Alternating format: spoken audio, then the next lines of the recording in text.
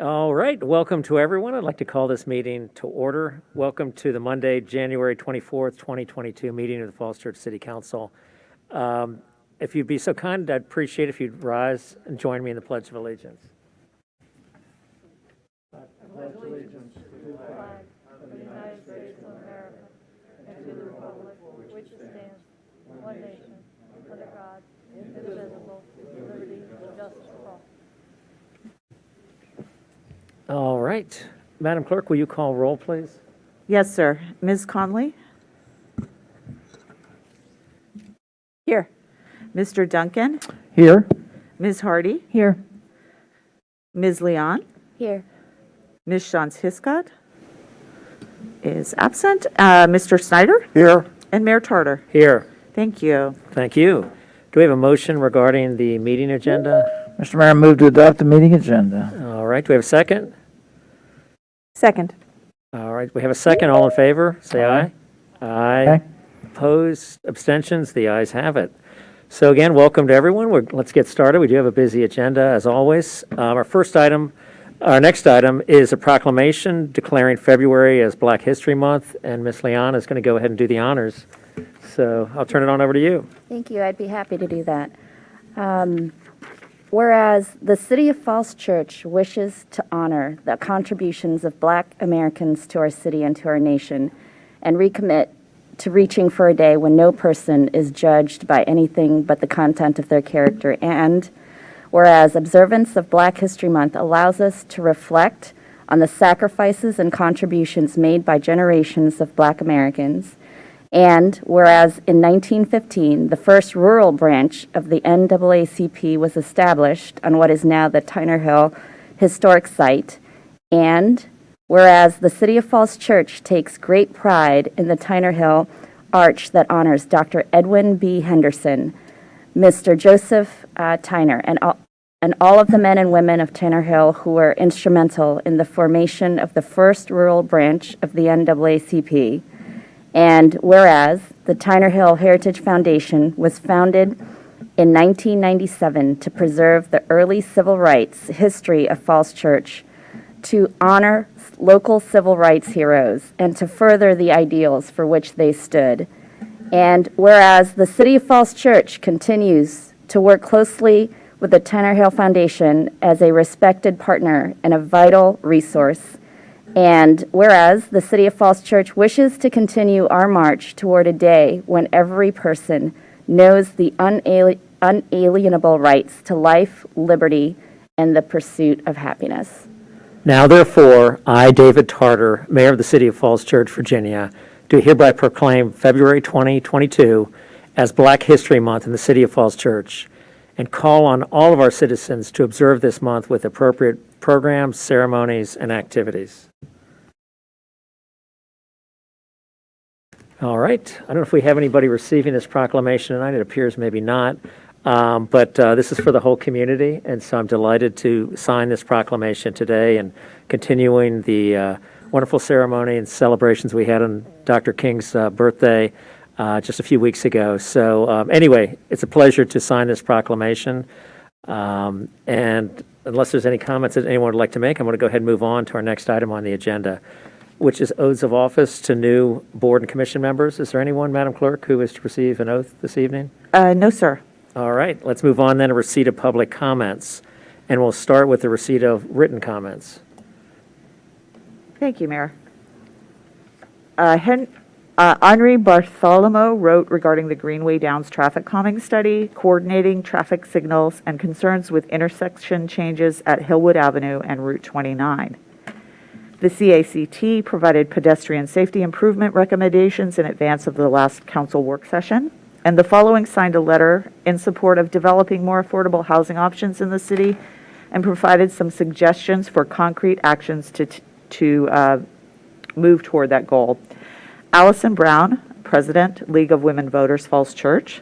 Phil Christensen, Chair, Social Justice Committee. Hal Lipman, President, Citizens for a Better City. Paul Boson, Co-Chair, Welcoming Falls Church Research and Policy Advisory Committee. Swati Ghosh, Co-Chair, Welcoming Falls Church Research and Policy Advisory Committee. And that was it for this week. All right, thank you very much. Let's now move on to the receipt of public comment. That's comment from people who are in the audience right now. And anyone is welcome to speak, should they so choose. You can also choose to speak about a matter when that matter is called. But let's start, Madam Clerk. Is there any speakers that have currently signed up to speak at this point? We do have, on the Teams meeting, we have, I believe Curtis Schaefer is signed up to speak. All right. I don't know if he's Mr. on. Schaefer, Yes. are you on the call, the Zoom call or Teams call? And would you like to speak?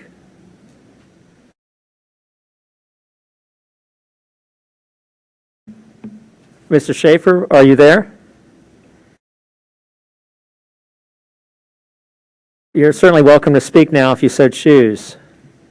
Maybe we can come back. Sure. We have somebody here in the audience that signed up to speak All right. in person. Adanilio Bajarona. All right. Welcome.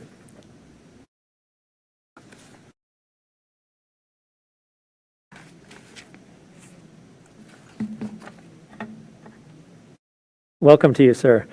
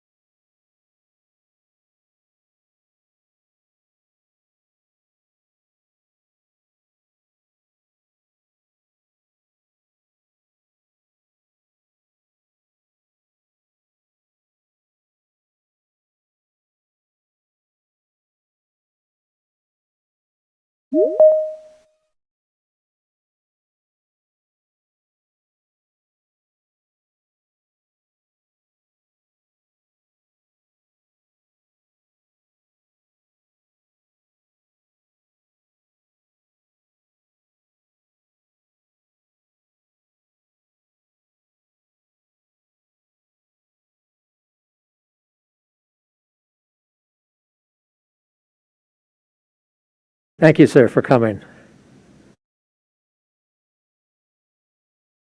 Madam Clerk, our next speaker. Oh, I think we have Mr. Schaefer, and I think he should be able to unmute his mic now. Mr. Curtis Schaefer, are you Schaefer? there? Mr. Schaefer? Oh, Mr. Schaefer, are you on the phone? we seem to be having some. Are there any other speakers, Madam Clerk? Yes, we have Dr. Jennifer Santiago also signed up to speak. All right, why don't we go to Ms. Santiago or Dr. Santiago? Hi, can you hear me? You can. Oh, great. I was worried there. All right, good evening, my city council members. Thank you, Mayor Tarter, Vice Mayor Hardy, and council members for this opportunity to speak about the living conditions at the Fields apartment complex on Ellison Street. My name is Jennifer Santiago, and I am the Director of Equity for Falls Church City Public Schools. In my role at Falls Church City Public Schools, I work with many families and support them in their needs and access to a successful learning environment for their students. Through the Family Resource Center, we've been hearing about, advocating for, and trying to resolve the living conditions at the Fields for 3 years. We are at a point now that the management company is finally doing some repairs, but the response, the level of workmanship, and the continued lack of response for many serious issues persists. And the management company seems to have no electronic system for logging, monitoring, and providing feedback to residents about requests. The residents at the Fields choose to live in the Falls Church City area. Certainly, they could find less expensive housing with better conditions outside of the city, but they choose to remain here. The residents I work with tell us how much they love the community and they love our schools. These are our neighbors and our community, and it is our responsibility to choose them now.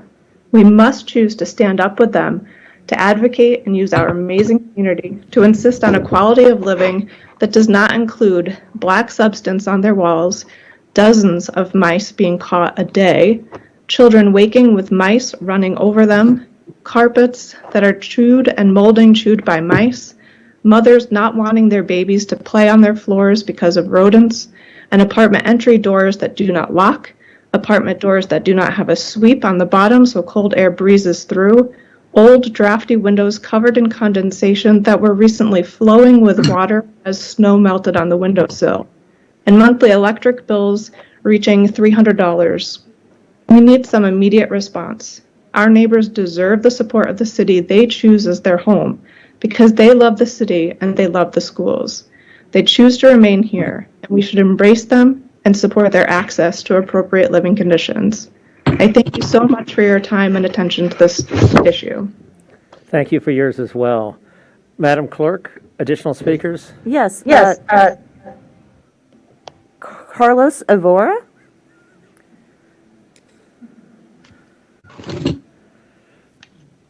Welcome.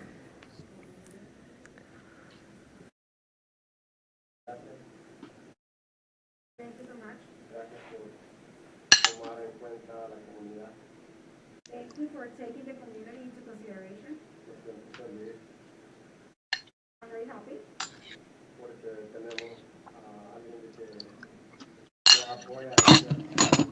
Because we have people that are supporting us in certain topics.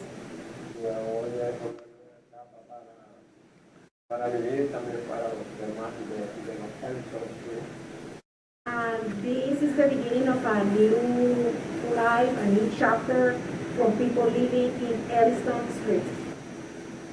Bueno, como punto número uno, nosotros tenemos algo pendiente que aún no se ha dado. Mi esposa hace unos meses se quemó por el motivo de que la cocina estaba mal y sigue mal. Si nos han prometido cambiarla y no hemos cambiado. So the first point, it is one that is pending, and it's because my wife, she got burned, and she got burned in our kitchen. And what happened is that we were promised that our kitchen will be changed, and that hasn't happened yet.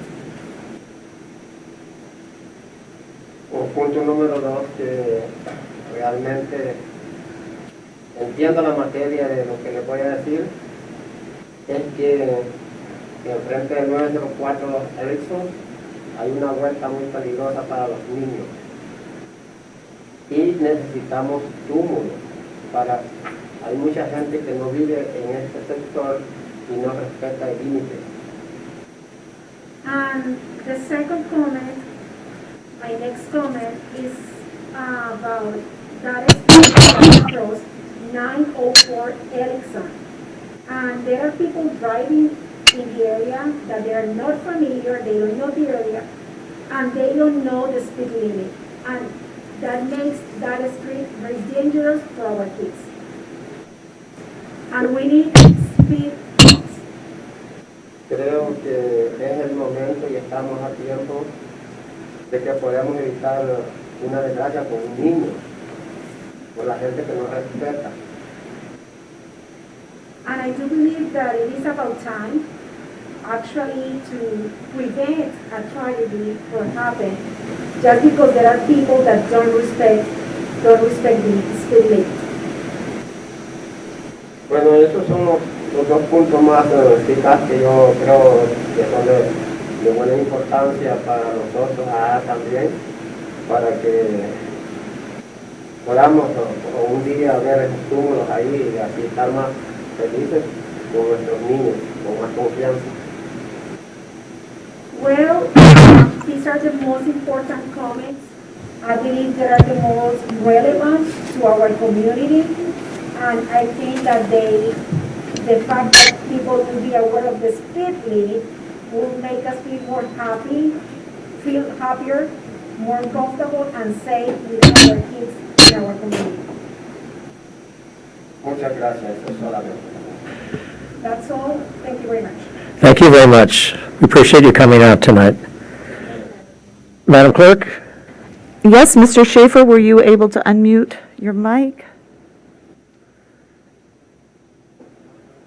Can you hear me? Yes, we can. We can Hello? hear you. Hello, we're here. All right, all right. Okay, thank you for your patience and giving me this opportunity. My name is Curtis Schaefer. I'm a homeowner in Falls Church, private citizen. I also sit on the English as a Second Language Advisory Committee. And I'm here speaking tonight for the same reason the previous speakers have been in terms of the concern about the conditions of the fields. Our ESOL Advisory Committee learned in December, or came up in December's meeting, that the conditions at the fields were unacceptable. I've walked past those buildings hundreds of times, as many of you have. I had no idea behind those walls what was lurking. Really menacing families inside. The next week, Erica Seguera from the Family Resource Center took me into the fields. I had an opportunity to see firsthand the mold on the wall, the mice, the sticky traps for mice, the broken doors, and other conditions, appliances that are over 30 years old and barely functioning. And I subsequently wrote a letter to the editor of the Falls Church News Press, which both Jennifer Santiago and Erica Seguera also collaborated on, as a means of voicing our opinion and giving the people at the fields some voice in a community where they have been really without a voice. I think Jennifer Santiago and some of the speakers preceding me very adequately spoke to the conditions, to the importance of doing this, or the importance of the city taking this seriously, and all of us as citizens taking it seriously, and hopefully finding some solutions with the owners, with the tenants, and very possibly with Fairfax County authorities as well. So thank you. I hope that some action can be taken.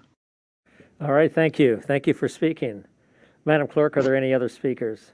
I think that would be it. Anybody else? No? Okay, thank you. Thank you, and thank you all for speaking. You've raised some very serious concerns. If you'll stick around and be just a bit patient, the city manager is going to address some of these concerns. We also have someone from Fairfax Code Enforcement who will be on remotely to discuss these issues as well. So thank you for coming out tonight. We appreciate hearing firsthand from you. Madam Clerk, it looks like she's taken a brief pause, but I'm going to go ahead and call the next item, which is our Planning Commission Annual Report. Brett, welcome. Thank you for your good work. And Mayor, while the chair of the Planning Commission's coming up, Celeste and CTO is trying to help on our audio resolution, which is why Celeste has stepped out. All right. And maybe we could just do a little test of that mic, and I can step back here if you don't mind. Do we have another mic? How about the other podium? Would that one work?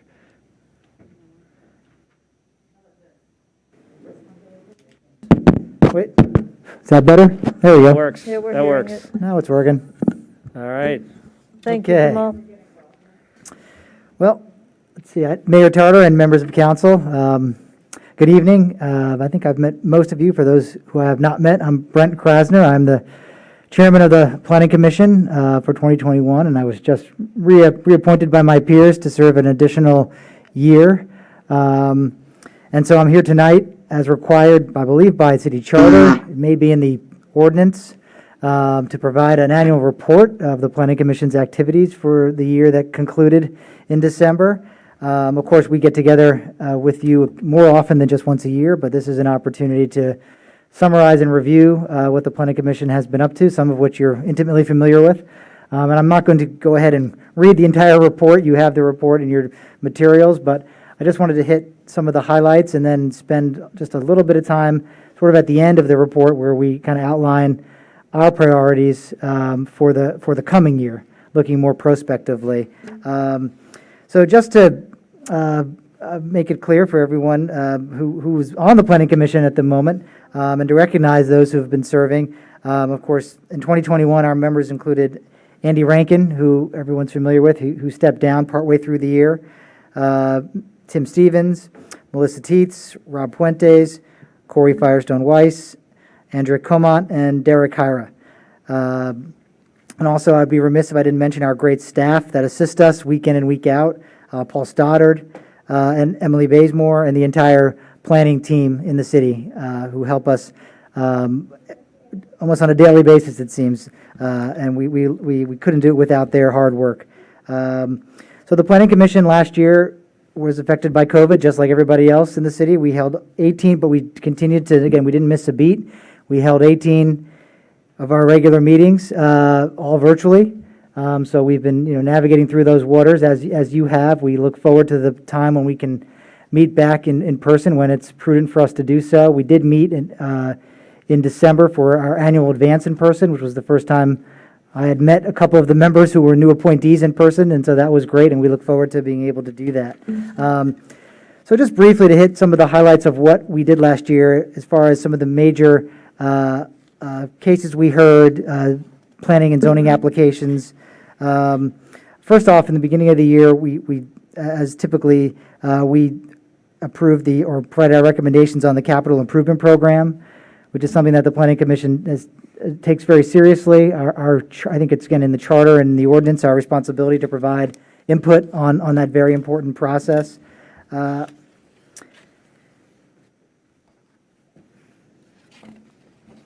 Sorry.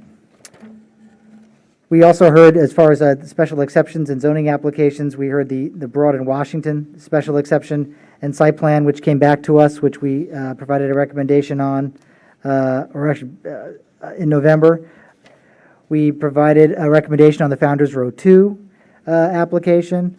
And there are a number of other, again, items in here. I'm not going to list them all, but those were some of the highlights. There were some updates to the comprehensive plan, a number of other site plans and subdivisions. And so what I wanted to spend more time on than going through what we accomplished last year was to just briefly talk about what the Planning Commission as a group has discussed and come up with as our priorities for the upcoming year. And many of these are not new topics, and they will not come as any surprise to members of council. And we know that many of these issues are issues that are very important to you as well. And we view our role as the Planning Commission to help advance council's agenda. We were obviously appointed by you. We have some of our own opinions on things, but ultimately, I think we are all on the same page with looking to improve the quality of life in the city for all residents. And so we broke and these were things we discussed as a group over the last two meetings, and we broke them into three kind of main categories, and I don't want to say necessarily in order of priority, but to some extent.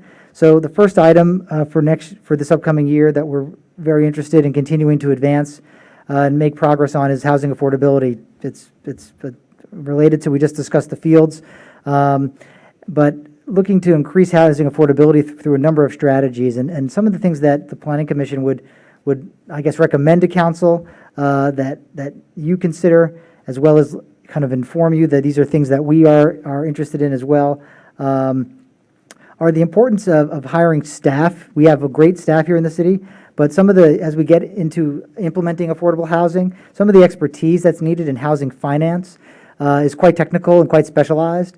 And so perhaps looking at bringing on staff who has that background and can provide that expertise, as well as directly dedicating public funds for the preservation and production of affordable housing. In addition to that, and this kind of overlaps, but it's also, in addition to purely affordable housing, is missing middle housing, which is something that I know the council is very familiar with. And some of the ideas that the Planning Commission is interested in pursuing is allowing for expanded multifamily housing in some of our T zones, as well as, again, this was something I know the council talked about just recently, but relaxing restrictions on accessory dwelling units, as well as cottage housing. Both of these are topics we've been talking about for some time, and the Planning Commission is ready to work with the council on making the necessary changes to our ordinance and our comprehensive plan to try to affect some of this change. And those are just some of the ideas we have, but clearly affordable housing is a major issue here in the city, and it's something that's very important to all members of the Planning Commission. There was unanimous consensus on these items. Second major point is climate adaptation and mitigation, which is also something that's vitally important for a number of reasons. Something that the Planning Commission is recommending is to review and strengthen environmental performance of new development and redevelopment on every project that we look at, and I know you as well. We look at not only green building, but stormwater, things looking at impervious cover, and we think that's vitally important to continue to do that and increase our efforts in that area.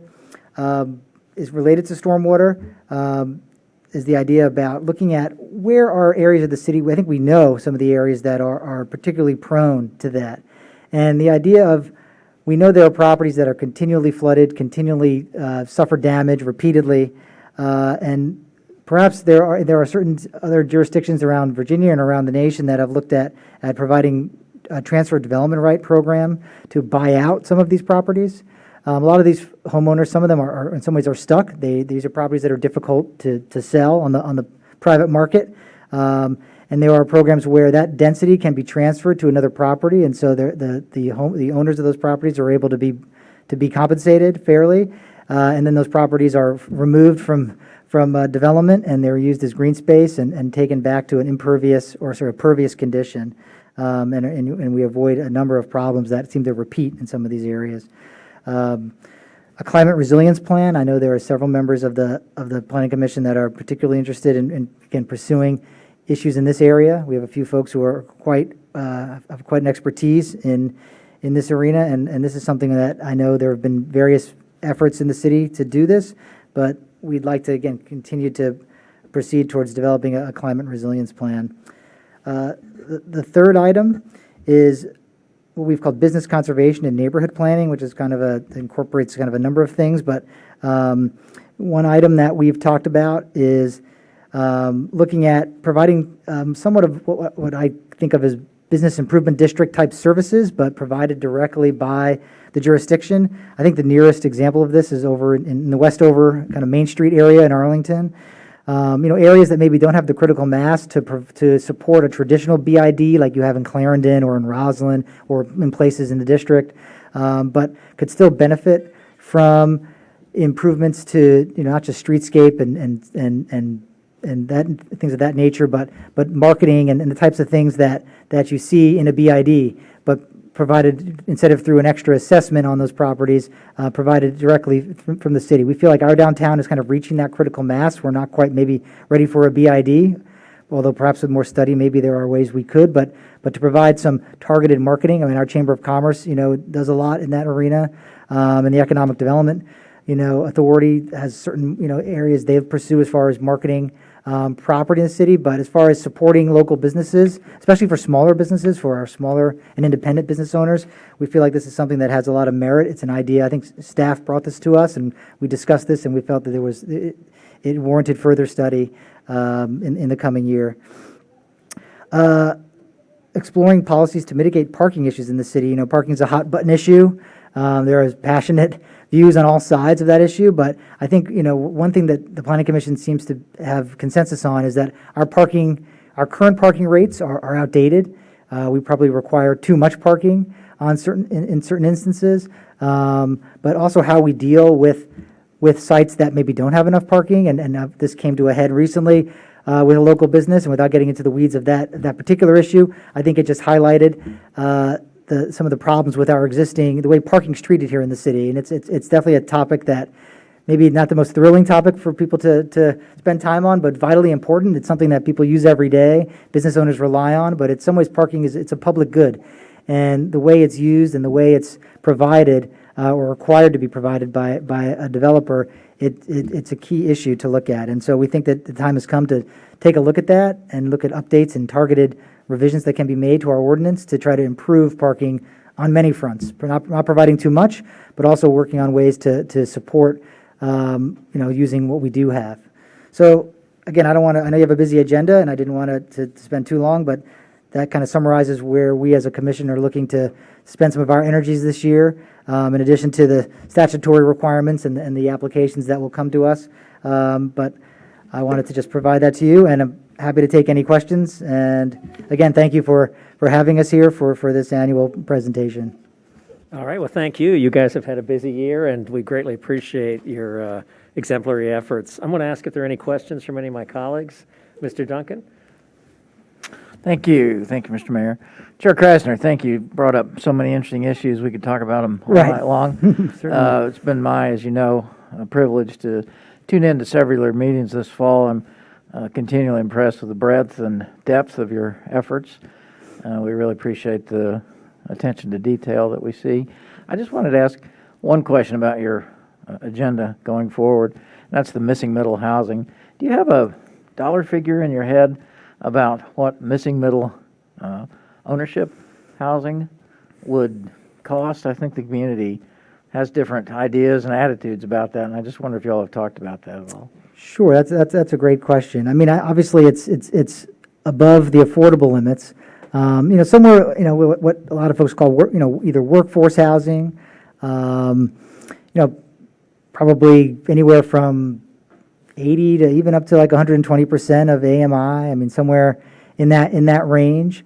If you look at what the AMI is in the Washington region and what that buys in the city of Falls Church, it doesn't go very far. There aren't very many options in that area. And so, again, somewhere in that vicinity, staff might be able to, planning staff, give me a more precise definition of missing middle, but somewhere in that range. I mean, you see it, just anecdotally, you see when single-family homes that are, anywhere from, let's say, $500,000 to $800,000, even in that range, which is getting still maybe beyond middle, exactly how quickly those go on the market because there are so few. And obviously, it's not just single-family, but, other types of housing as well, multifamily as well. We feel there's a lack of that. The affordable housing, the accessory dwelling unit issue also kind of gets to that, maybe in a different way. You're not going to be providing the same size types of units, but smaller units that, again, maybe still sell at market rate, but again, are at a price point that, again, opens up to a housing type that just doesn't currently exist here. So I think it incorporates a couple different types. Other questions or comments? Vice Mayor Hardy? Hi, Mr. Grasser. Thank you for joining us. First of all, thank you for doing all the heavy lifting on site plans. You all are an energetic, progressive bunch. I appreciate hearing kind of the outcomes of your advance. I think there's a lot of alignment with things that hopefully will come out of council's planning session next week as well. So all the things you talked about around housing affordability, housing diversity. We talked about T-zones actually just in work session last week. On climate, one thing that I'll just kind of leave as hopefully an add to your list is while there's certainly a lot of focus around new development and how do we reduce stormwater and make sure that we're resilient in the climate front. I would love some focus on the residential side, because I think when we look at the land disturbed across the city, we have far more land getting disturbed in the residential neighborhoods than we do in commercial, and actually far less authority to do something about it. So I actually think that could actually be pretty impactful for us to be able to actually increase kind of stormwater requirements or reduce runoff in neighborhoods, and I think that will help a lot across stormwater across the city. So thank you very much. Thank you.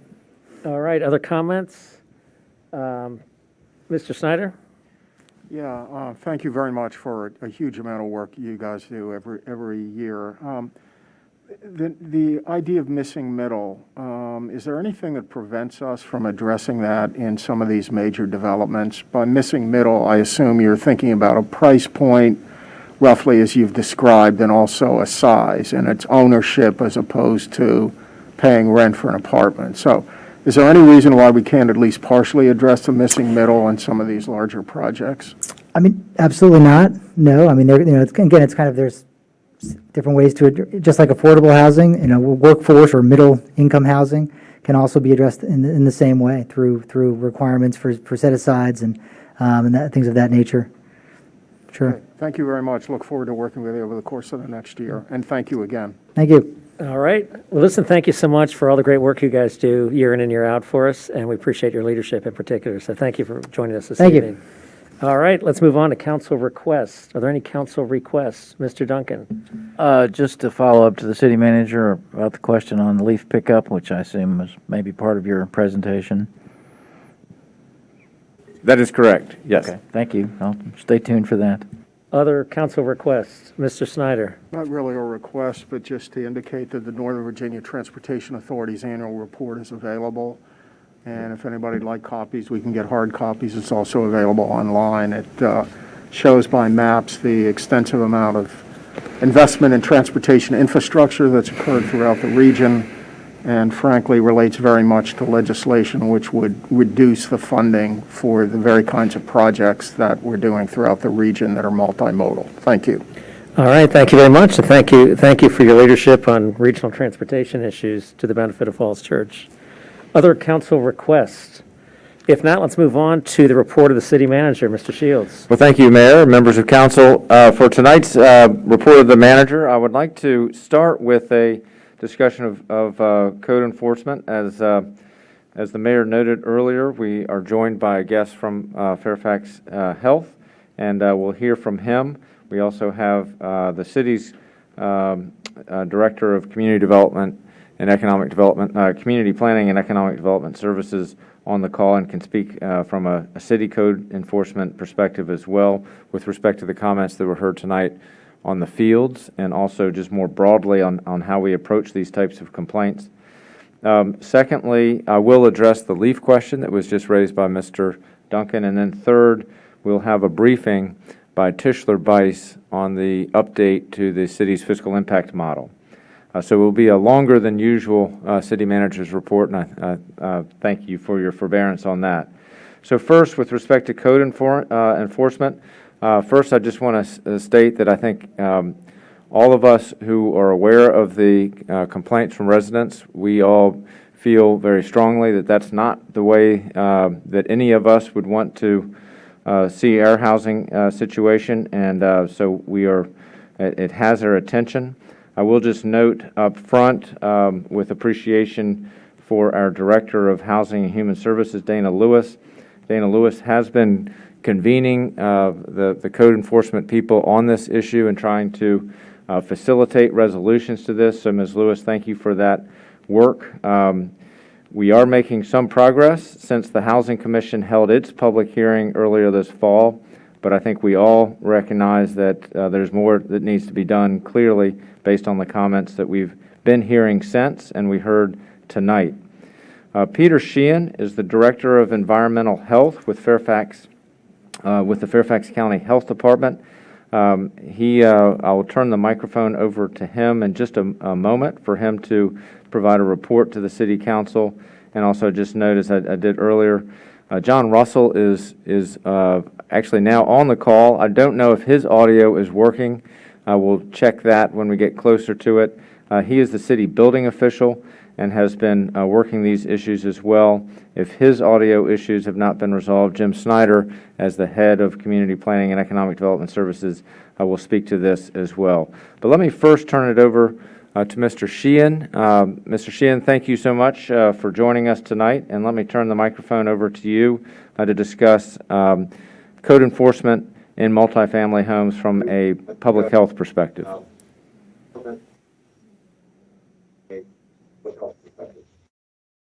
Thank you very much for inviting the Health Department in tonight to discuss these issues. We are a public health agency that really support your overall code compliance, your code enforcement agencies, or that deal with these issues. We, in and of itself, don't have regulations that we can enforce specific to some of the issues that have been brought up. But what we try to do is act as an intermediate for these issues, bringing the main stakeholders to the table and asking for specific things that we know will alleviate some of the problems. Specifically, we could talk about rodent issues. And so the latest thing that we have gotten involved with, and I have sent a letter to the city manager, was specifically about rodent issues, and we asked the property management company to supply us not only with their main pest management contract, but also they have subsequently got a secondary company to help really look at this from a big picture perspective. And from the public health agency, they've met all the requirements, and it does not appear that there's an pest issue at the property. With that said, there may be mice out there, but I believe the management company is working diligently to get those solved. I'll let the other issues come out as people have questions for them. All right, is that your presentation, sir? And Mr. Snyder, Mr. Russell? I'm sorry? I'm just saying, are you finished, is what my question was. To the gentleman from Fairfax, is it Sheehan? Oh, yes, sir. I'm sorry. Okay, thank you. Mr. Shields, was there additional presenters on your portion? Mr. Russell, are you able to be heard? Yes, can you hear me? Yes, we can. Good evening. Okay, Thank you for being here. Good evening. Yeah, I'd like to address the part with enforcement for mold and with rodents. We lean heavily on Fairfax Health for the mold and for the rodent abatement. But with mold, we got to be careful because we have to enforce what Virginia has adopted with the maintenance code. And in certain maintenance codes, they do not address mold. Mold is a four-letter word that we really don't use in code enforcement. There's really no standard for us to enforce. We have several types of black mold. We have different types of white mold. It would be hard for the city to get involved with trying to regulate mold. Mold can come from somebody leaving a stove on without a window open, leaving a window open on a damp day, like the last couple of days we had. If they had the window open, probably about 4 weeks, 5 weeks, you're going to have mold. We can't regulate that. And we don't want to really get in the business of trying to distinguish when somebody's mad at the tenant, is mad at the landlord. We don't want to get in that situation. The best course of action is if they take that situation and go civil with it. If they get legal counsel and hold their rent. There's legal avenues that they can pursue, but as far as building safety, we do not have the state of Virginia behind us to enforce mold. Mr. Shields, does that conclude your report? So I think at this point, if there council has any questions, we will answer those. And again, I just would repeat, we've heard the complaints. We have, we're very aware that this is not a good situation for these residents with the complaints that have been brought to us. We are somewhat limited in terms of what the Virginia statewide code allows us to do on the building official side. And on the health department side, we've heard from Mr. Sheehan in terms of what's possible there. And so we will continue to work with the residents and try to find a resolution, and obviously work with the landlord who is responsible for carrying out these improvements. I'd be happy to answer any questions. I got to say, I'm just stunned what I'm hearing right now, both in terms of just the facts, based on what we've heard from individuals in the audience and others, and as to the law. Both aspects of that I just find stunned. I guess it's just my reaction to that. Has our city attorney looked into this at all? What is her conclusions as to the law? There is no, we do not have an ordinance that, or there is not state code authority based on the presence of humidity and mold. It's an issue. It's in the landlord. It's currently in the Landlord Tenant Act. So Mr. Russell's correct. There's a private remedy in the court, as we know and understand. Some of these tenants are, would have a difficult time going to use the courts, but that is the remedy that's available now. There are a couple of bills that are have been presented to the General Assembly related to enforcement of mold, to putting it in the building code, and to giving localities the ability to enforce the provisions in the Landlord Tenant Act. But it's yet to be seen what will happen with those provisions, and whether they will be successfully passed, and then what they will mean ultimately. Okay, I'll turn it over to my colleagues who I know all or many of them want to ask questions. Mr. Sheehan, just getting back to the facts, are you saying you've not observed, have you been to the property personally? No,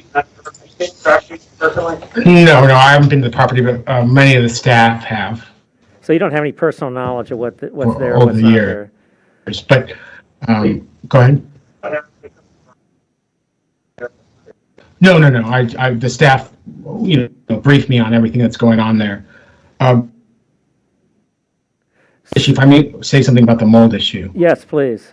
The lease, all the residents in their lease, all the residents I have asked and was granted access to the lease for the properties, and it's very specific inside the lease. It gives residents kind of a road map on how to deal with issues such as mold if they see it accumulating in the property once they've taken possession of the residence. And they need to make sure, everyone needs to make sure they understand their lease, what they're supposed to do, the steps they're supposed to take to let the property management know that there may be a problem within the units. That step needs to be done first, so that we can make sure that everyone, that there's and I use mold in quotes, of course, but that there's something there, so that the property owners and the residents can come to a resolution on this issue, and it's not an issue that's being brought up due to just because people are unhappy. So mold is a very specific. There's this very specific highway per se on how to let your property management landlord to know if there's mold presence in the property that you're renting. So if you observe mold, if your agency observed mold on site, what would you do?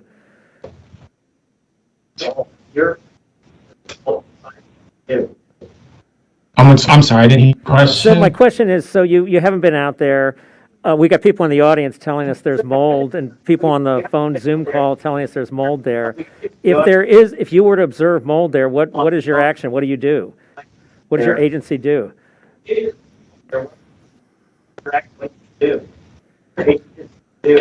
Well, our agency has absolutely no regulatory authority over this landlord-tenant relationship. So we can't do anything about this issue.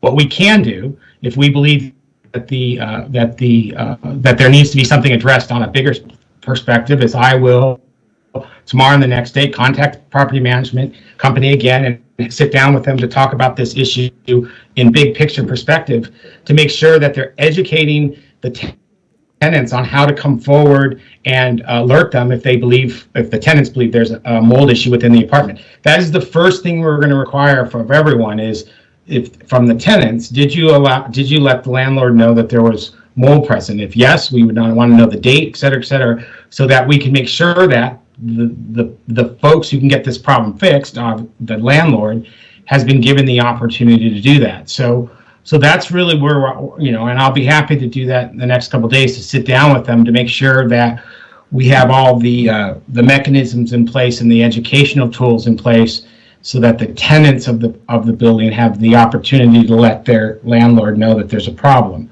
But that's about it, because this is an issue of a landlord-tenant issue, which is, as was stated earlier by the city attorney, is safeguarded by this act. So is it your position that the county, Falls Church through the county has no authority whatsoever to regulate these issues or to enforce these issues? Well, what would we enforce? There's nothing to enforce. It's not a health. You don't believe that's a health. You don't view that as a health issue to have, with people who have mold growing on their walls? Well, of course, if it's truly mold growing on the walls, there's something that needs to be addressed. But remember, the county health department cannot just go into private residences or into these kind of environments without regulatory and statutory authority to do so. We regulate restaurants, for example, and there's quite a few times where we see quote unquote mold in facilities that we're regulating, and even under those circumstances, we have to proceed in a way that, just because it looks like mold doesn't necessarily mean it is mold. We can't state things like it's mold without having it tested and everything else. And so what we try to do is get to a solution in which people solve the problem that's in front of them. And so, no, we do not have authority to go into these places and do anything. There's no regulatory authority. I'm going to turn it over to my colleagues for a moment. Others want to speak at this time. Ms. Conley? Mr. Sheehan, you stated pretty firmly that you believe there's not a rodent problem at the fields, and yet we heard from two residents that indeed there is a rodent problem at the fields. So how do we square that up, and how do we solve that problem? Well, I think the health agency continues to work with the property management company to ensure that they have put active managerial control activities, pest management activities in place to safeguard the environment to ensure that there's not a rodent infestation. Everything I've seen all the reports. There is nothing that has alerted me that there's a rodent infestation out at this property. We are not, the health agency is not the folks that make that assessment in terms of who's best to make the assessment. People who are in the pest management industry, who are hired to take care of these issues, are the ones we even rely on to tell us what the problem is. They are putting a lot of effort into making sure that there is not rodents at this property.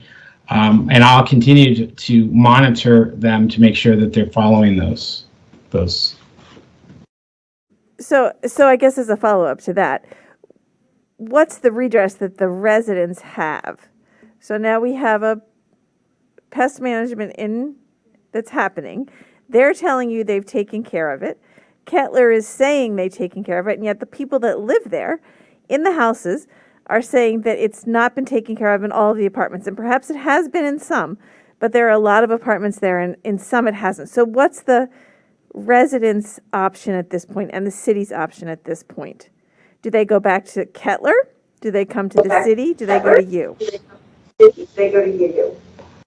Well, again, I'm not equipped to answer that question. I'm sorry. That's not something within the purview of what I do. What I can specifically tell you is what we are doing to ensure that the property management company is putting into place integrated pest management apparatus within the building and the property at large.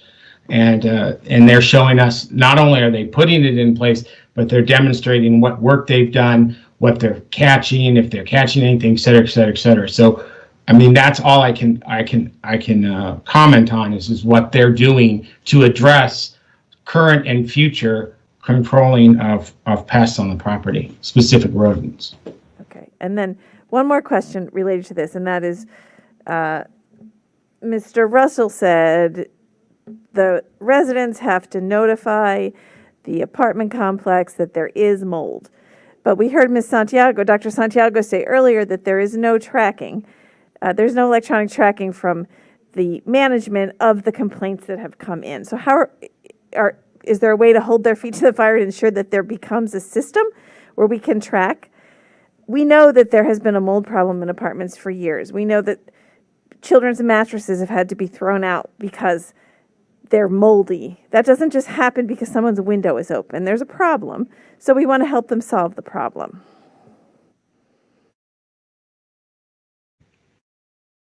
Hi, yes. The one thing, this is Mr. Russell, the one thing that we've got to look at is mold is not a problem. We got to take that equation out. Mold is a symptom of a problem. If it's an external symptom, then it's usually the tenant. It's got it through education. Opening windows while taking a shower. Closing the window on a stormy day. If you cook, you boil water, and you put a cup of coffee on your counter, within 2 days, you're going to have mold. There's always mold in a house. We live with mold. It's the amount of spores that are permissible, and that's where the tenant has to let the landlord know, because by the maintenance code in Virginia, the tenant is responsible for maintaining a clean living environment, not the landlord. And that's where it gets tricky in the state of Virginia. We got to be careful on how we track and who we blame, because if it's internal to a wall, if it's a leaking pipe, then yes, we have recourse. As a building official, I can make them get building permits, open the wall, and let's get this pipe fixed, and then they can repair it. But if there's mold on drywall, there is no code in the state of Virginia, or most states with ICC, that regulate drywall or mold. We got to look at what the cause is. We got to look for the problem, not the symptom. So we just heard someone else say that the part of the problem is that the windows are leaking and that the windows are not weather safe. Is that something we can regulate? This is a building problem, that the windows have condensation, and when it snowed and then the water came into the building. Who solves that problem? Unfortunately, that is not part of, this is tricky because it's not part of the building code, energy code, or any model, especially when the building was built. We have to use the codes from when the building was built. So if it was built in 1964, we've got to use the I think it's 68 or 72 CABO for when that building was built. We can't use today's standards. All we can do is, if they complain, they have to complain to the landlord, And if the conditions are such that we cannot bear them living there, then it becomes illegal. That's what I was talking about earlier. With private, it becomes legal. Carol can probably talk more on this. I don't want to talk for her on this part, but they can hold their rent in escrow. Or they can find out if the apartment is that bad, they might be able to get out of their lease. If Kettler's not working to a point where there's mold forming around windows because moisture's coming through the window because the window was installed in 1968, as a building official, I cannot make them replace windows. The code even exempts windows from getting a permit. So there's a lot of stuff, a lot of areas that we can't regulate. It's very unfortunate, but the state protects the landlord before the tenant in a lot of situations, especially when it comes to mold, because mold is a symptom. And a lot of times, if you got a disgruntled tenant, you can have somebody leaving the window open in November. They move out in December. Now, come March or April, there's mold on the carpet, and the owner didn't know, and the new tenant doesn't know. But now it's got to be mitigated. But it can't be done by us. We're not certified hygienists. Then that's when the new tenant has to hold the lease, hold the rent rather, through, I guess, escrow or whatever they can do with a lawyer, and hire a hygienist. A hygienist can determine what is permissible and if it is mold. A lot of times you get the black, and it's not a fungi that's dangerous. But yet you can get shower curtains are a good example. The mold in your coffee cup. Leave a cup of coffee on your counter at home for a week. It will grow mold. It's green. You'll get a green mold on your coffee. That's a guarantee. But we can't regulate that. And I can't go into houses and tell people when to clean their sink, when to empty their trash, if there's roaches, if there's mice. It's the tenant's got to keep that apartment clean. And we can't regulate that as a city, as a building department. It's very unfortunate. Thanks for answering my Wyatt, questions. I don't have any more. All right, so Wyatt, Jim, this is Jim Snyder. go ahead, Jim. Yeah, I think, one of the things that, there are definitely legal issues here that are very difficult to deal with. We are not staffed with the kind of specialists who deal with these environmental health issues. Wyatt, we did have a rodent control person. Not sure if that has been rehired or that position's filled, but we don't have the personnel who are specialized in this area that it would be important to have if you want to be more proactive about this. We're a small city. We're more mobile than Fairfax. They have a big area to police and to monitor. But we have been responding to complaints only, and we do not have the staffing and the expertise built into our staff plan at this point to do this. Now, I think we need more capacity of that type because we have many aging structures, and we have a community that needs to make sure that these older structures and apartments are maintained properly. John, you have mentioned, you and I have talked about, we have certain expertise on our building safety staff, but this is not one of them. So that's something to think about. It's like zoning. We do not have a zoning inspector. So some of these things are things we'll have to consider as we go through the budget, to the extent that you want to add additional staff and expertise, and then figure out whether having that additional staffing and expertise can in fact be something that can be enforced. The other piece of this is you have a very prominent landlord, the Kettler Company, who should care about their reputation and the quality of their properties. And this may need to be elevated to a higher level within their organization about this problem.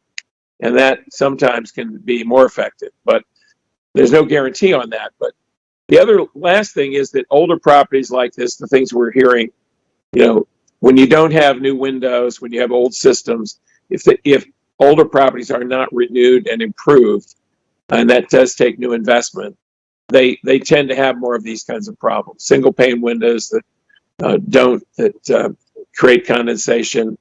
Bathrooms that may not have vent fans, I think there's some of those in there. So some of this is the difficulty of aging buildings, but not enough vigilance on the part of the people who own the property and manage it, and maybe not enough care by the people who are the larger owners of the property itself. Ms. Leon and then Mr. Snyder.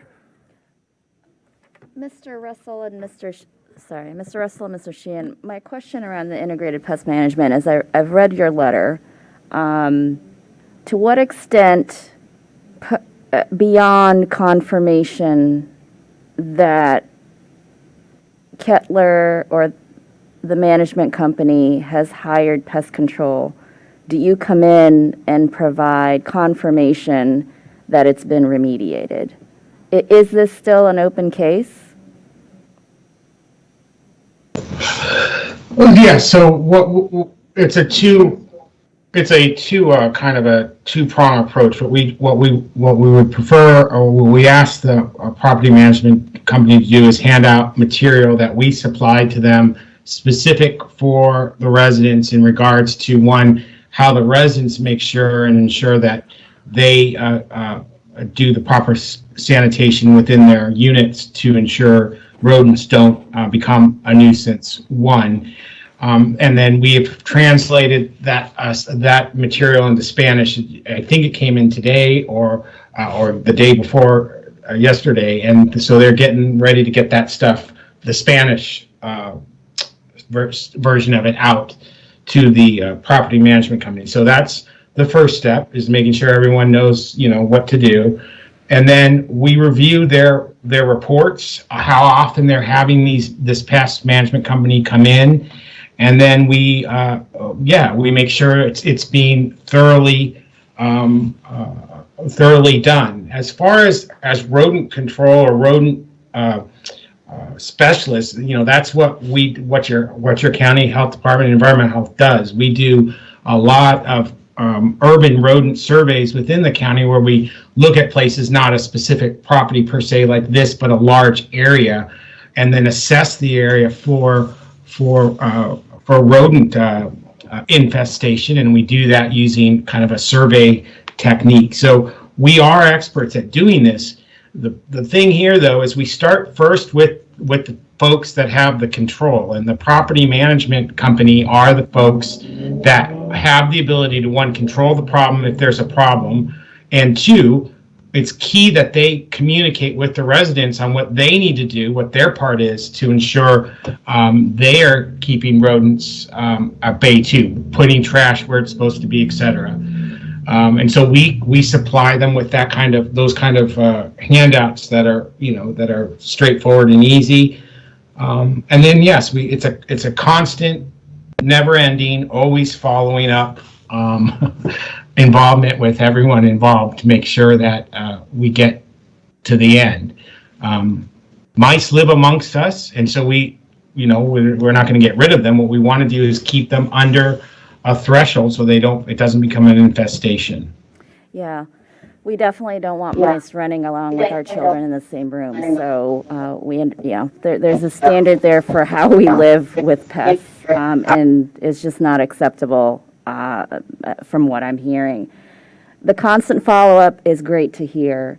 At what point are there monetary fines that you invoke when the follow-ups that you're conducting aren't satisfactory to your standards?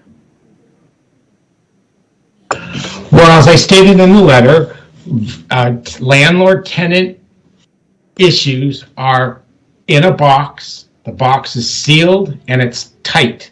It is a whole world in and of itself in regards to regulatory issues, and so landlord tenant stuff is off. We have no ability to fine or to do any of that when it comes to these issues that are landlord tenant based. With that said, the health department, the county health department, has a lot of pool with property management companies, because we can hound everyone, and so we make sure we work with them to stay focused and stay stay focused on the problem. In this case, if it's rodent infestation, then to make sure that they're doing everything in their power that they can do to make sure their property is safe from rodent infestation. But beyond that, we don't have any. There is no regulatory codes that we can engage them with and fine them with. And again, I go back to the Virginia Landlord Tenant Act. Okay. Other folks on council, Vice Mayor Hardy. Thank you. So first of all, to our Ellison Street neighbors, thank you for coming out. I'm sorry that you are dealing with this situation. It is wholly unacceptable for you to be having these conditions. You shouldn't have to come here on a Monday night telling us about these issues, and I'm sorry you're having to deal with it. To the Fairfax County Health Department and our own staff, I think to say that we're frustrated hearing your assessment is really an understatement here. There was a meeting on October 12th, which is over 3 months ago, when the residents clearly notified Kettler that there were both rodent and mold issues. That is over 3 months, so that is proper notification. I read the code on making sure that the landlord gets notified, and clearly there's not enough done, and nor is it done satisfactorily. And that's just, again, not acceptable. I'm going to start with the rodent one.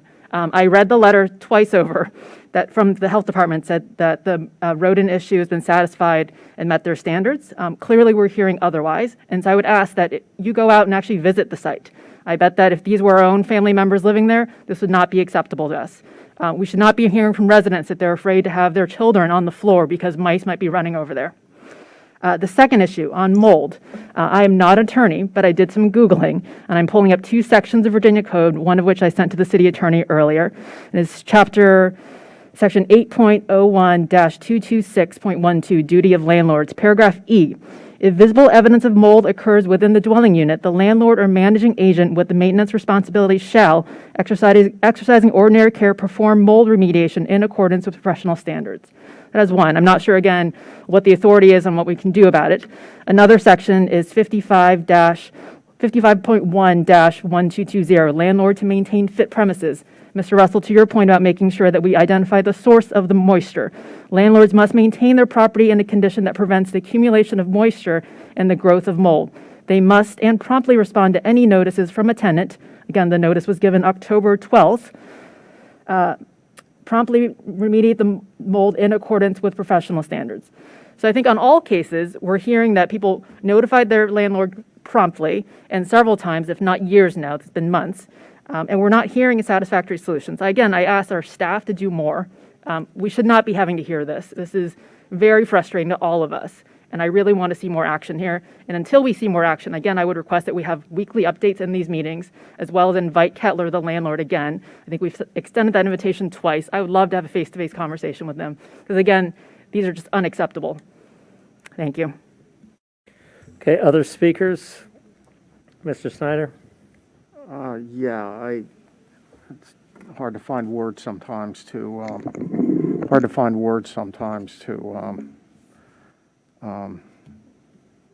sort of understand the absence of authority to take action, which seems very much common sense and seems to be so related to the public health. So let me focus for a minute on the legislative aspects. I'd ask Cindy Messer, who tracks legislation for us, how do any of the bills have any legs at this point? And I know that I'm sure the legislative committee would have us do everything we possibly can to advocate for that. So Cindy, do you have a quick report on that? Thank you for that opportunity, Mr. Snyder. I did want to do an update on 2 bills that are before the General Assembly, and also to acknowledge for council that I've been discussing with Ms. Lewis how we can possibly reach out to Virginia Housing, since this property does have low-income housing tax credit investors in it, and there's requirements for some standards. So we're looking at that angle, which is separate from building code and Landlord Tenant Act. There's 2 specific bills that the legislative committee are tracking, and as council knows, you have a formal position in your legislative program which will allow me to speak to bills that can help address this. I will note, however, that it will be frustrating because it's not an immediate fix to the issues that clearly have been existing and you're hearing about tonight. The one that is most relevant on the Landlord Tenant Act is by Senator Frivola, and that's Senate Bill 43, and it specifically adds local authority to address issues like this. It gives the city the enforcement power. It has been referred to committee, but it hasn't been docketed or heard yet. The other one is House Bill 885, which is a building code which allows enforcement on mold and moisture, which you are hearing is not one that's in the code now. I will say that it's positive that they've been filed. I doubt very highly that they will make it to the floor if they get out of committee, so this will be a multi-year effort. And it is one that, at least the building code one, Mr. Russell has been researching it for me and looking at what his peers in his association's position would be. And right now they are, as a statewide association, opposing that bill because of the issues of finding the source and cause and remediation of mold. So there are two bills there that clearly I have a position out there that council supports their passage. We'll do a lot of outreach. And I would encourage any community members or other advocates that want to reach out to me. I'll be glad to give them the link and the information because, as we know, legislators do value hearing from constituents on these issues. Okay, well, I think it's safe to say that Cindy, thanks a lot, and we're prepared to go to Richmond. We're prepared to send in comments. We're prepared to do whatever we can to help this legislation move, because at least according to the two speakers tonight, there's an absence of authority. Now, whether I necessarily agree with that's a whole other issue, but it would appear that there's less than, no, I'll leave it there. I think we want to the extent that we possibly can, clarify the authority and allow the appropriate enforcement actions to be taken. Thank you. Mr. Duncan? I don't know that I can add much. I agree with everything that's been said, but I did want to focus just for a minute, a little attention on Kettler. Is it the experience of any of the folks on the line with us that this is sort of customary for how Kettler manages its properties, or are we just especially cursed here in Falls Church with how they're handling this property?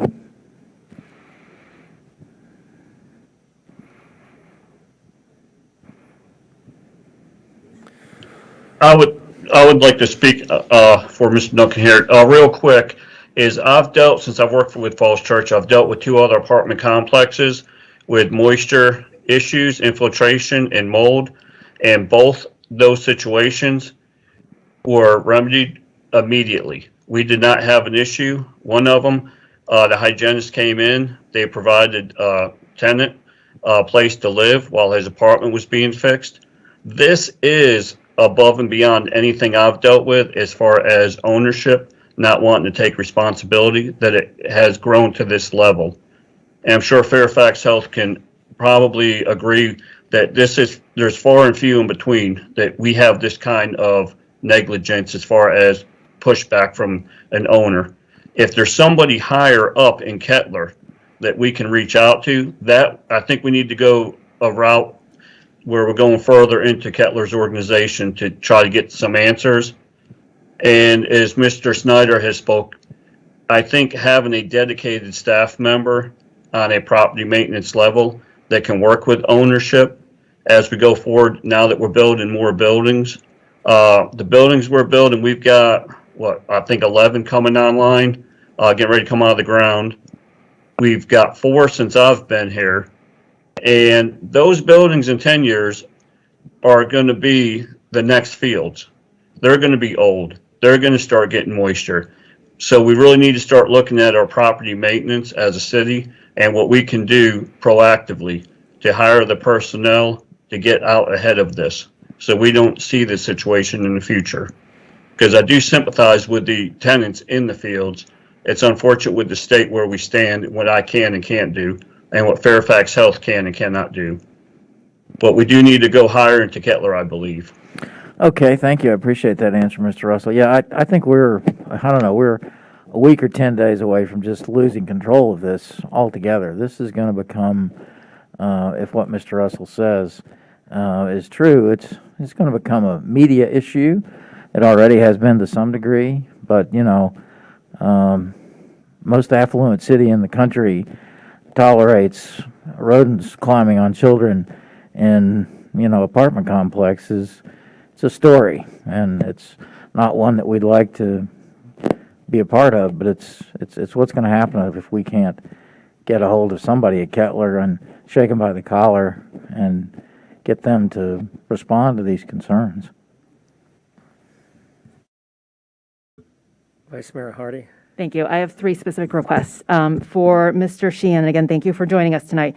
On the rodent issue, which I think it sounds like you guys do have authority on, could I request that you all follow up and see whether the 2 pest control companies that have been hired have been doing satisfactory work? Based on the comments we heard tonight, it sounds like there's still some room for improvement. So if we can follow up on that, I think that would be appreciated. My second request is for the city attorney and Mr. Shields. For the 2 sections of code that I identified, it sounds like the city may not have authority to step in, but it sounds like it's a matter between the tenant and the landlord. Could we help our residents with legal services? And I think last time we brought out Northern Virginia Legal Services to take those next steps, please. It is wholly and frustrating, again, that we can't do anything as a jurisdiction, but I think we can certainly assist our residents in taking the next steps. My third request is I want to make sure I did address the last concern we heard from one of the residents about speeding on Ellison and Kent. I think that is something that is very much in our authority to address. So if we can go out and look at that, I know that there's a project around Berman Park to help with sidewalks and traffic calming. And so whether that can be addressed sooner with some of the speeding concerns that were noted as being dangerous next to the park where the kids play, I think that would be something that would be helpful for the residents living there. Thank you. All right. So I'm not sure we heard what we wanted to hear tonight, and I guess I would ask the city manager to continue to work to resolve this and report back on what transpires in the next week, just basically as we heard about weekly updates. I know we've heard from Fairfax County and maybe our own inspector that there may not be authority in traditional venues, but I guess I would say this is a problem to my mind that needs to be resolved. If what we've heard tonight is true, it's just unacceptable for an affluent community like Falls Church to tolerate people living in conditions as has been described to us tonight. So I guess I would ask you again to report back to us on further efforts to continue to resolve these issues. Yes, we will. All right. All right, let's move on then to our next item. I thank you all for coming out. Please keep us in the loop, if you would, as to what transpires, and stay involved, please. Let's move on now to, again, thank you for coming out, to the fiscal impact model. Mr. Shields? Okay, thank you, Mayor Tarter. And we'll cover the leaf pickup schedule as the third item and last item under the manager's report. So let me introduce then Julie Hurlins, who is with Tischler Bice. Tischler Bice has developed the city's fiscal impact model. We've had it for over 15 years now, and one of the great values that we have with it is a fairly high degree of consistency and predictability with that model year in and year out, so we can compare projects over time, apples to apples. But we also take time to update that model to give it a tune-up effectively to make sure that the cost numbers are up to date, and any code changes or other regulatory changes that would impact the city's ability to how taxes are collected and things like that are incorporated into the model. Becky Witzman is our staff lead for working with Tischler Bice on this model. Becky, thank you for your work on this. And Becky, do you want to introduce Julie, or shall we just turn it directly over to Julie Hurlins? Sure, I can do a real quick introduction. It's my pleasure this evening to introduce Julie Hurlins. She's a principal in Tischler Bice, and they're a fiscal, economic, and planning firm that specializes in fiscal and economic impact analysis. Julie has 15 years of experience in planning, fiscal impact, and economic development. I've personally known and have worked with Julie for about 20 years, back to a time when we both worked for Fairfax County. And I'm happy to introduce her to you all this evening. Take it away, Julie. Thank you, Becky. Thank you, City Manager, Mayor, members of Council. It's good to be with you here this evening. I do have a presentation. Will I be driving here, or will it be brought up here You should be seeing it shortly, and I Okay. will do the driving, so just tell me when you're ready for it to be available. Perfect. Thank you very much. I appreciate that. Yeah, it has been over 20 years now for Becky and mine relationship, and almost that long for our work here, or actually just about that long for our work here with the City of Falls Church. Next slide, please. So as Becky mentioned, we are a firm that specializes in the connection between land use and municipal finance. We work nationally, but do a whole lot of work in Virginia. The clients here shown are some of our recent clients in Virginia, and with a variety of work for these clients that include fiscal impact analysis, cash proffer analysis, capital impact modeling and analysis, as well as capital improvement planning and infrastructure and revenue strategies to pay for infrastructure. Next slide, please. So just by way of background refresh, definitions, when we talk about fiscal impact analysis, we really mean the cash flow directly to the public sector.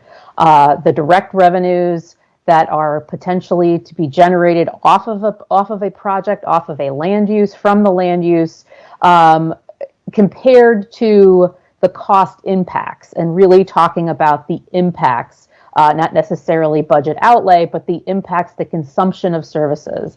And the end of the day, the question that we look at here, or the equation is, do the revenues cover the expenditures? Meaning there's a surplus. If not, then the opposite is a deficit.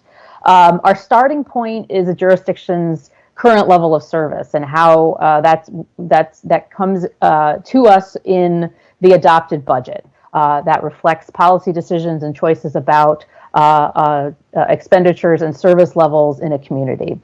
And the intent of of our modeling and our work is to help to enhance and further address planning and fiscal goals to really, again, understand those connections between land use decisions and those fiscal impacts, the revenue that's generated off of that land use in particular, and the costs that are generated. The models that we develop and the analyses that we do are really geared to address specific questions. And as questions change, or as different questions arise in different places, our approach and modeling changes as well. We also like to note that a fiscal impact analysis differs from an economic impact analysis, which really gets to the more general wealth in a community that's created and jobs that are created. And it differs very much so from municipal budgeting, where a budget is determined, expenditures are determined and decided based on the revenues that are available, and requirements that need to be met. But you need to produce a balanced budget as a council, as opposed to projecting and looking at revenues very separately from impacts and from costs. Next slide, please. So as Mr. Shields mentioned, the fiscal model, the Falls Church fiscal model specifically was developed in the early 2000s. It was developed by Tischler-Weiss at that point in time. And the model has consistently been updated and improved over time, every few years. And really, as the city, as conditions have changed, the model has been updated and refreshed, and again, continually maintained and updated, which is important for these types of these models and these analyses. The purpose of the Falls Church model is to, as you're likely very familiar, to evaluate the fiscal impact of specific development proposals, and these are done on a case-by-case basis, meaning the development proposals themselves, case-by-case basis. It has been used to date to compare a range of impacts and variations for one project. So different what-if kinds of situations for specific development projects. The model has, the intent is for the model to project direct revenues, again, to the city from the project itself. It has not included spin-off impacts, other economic impacts.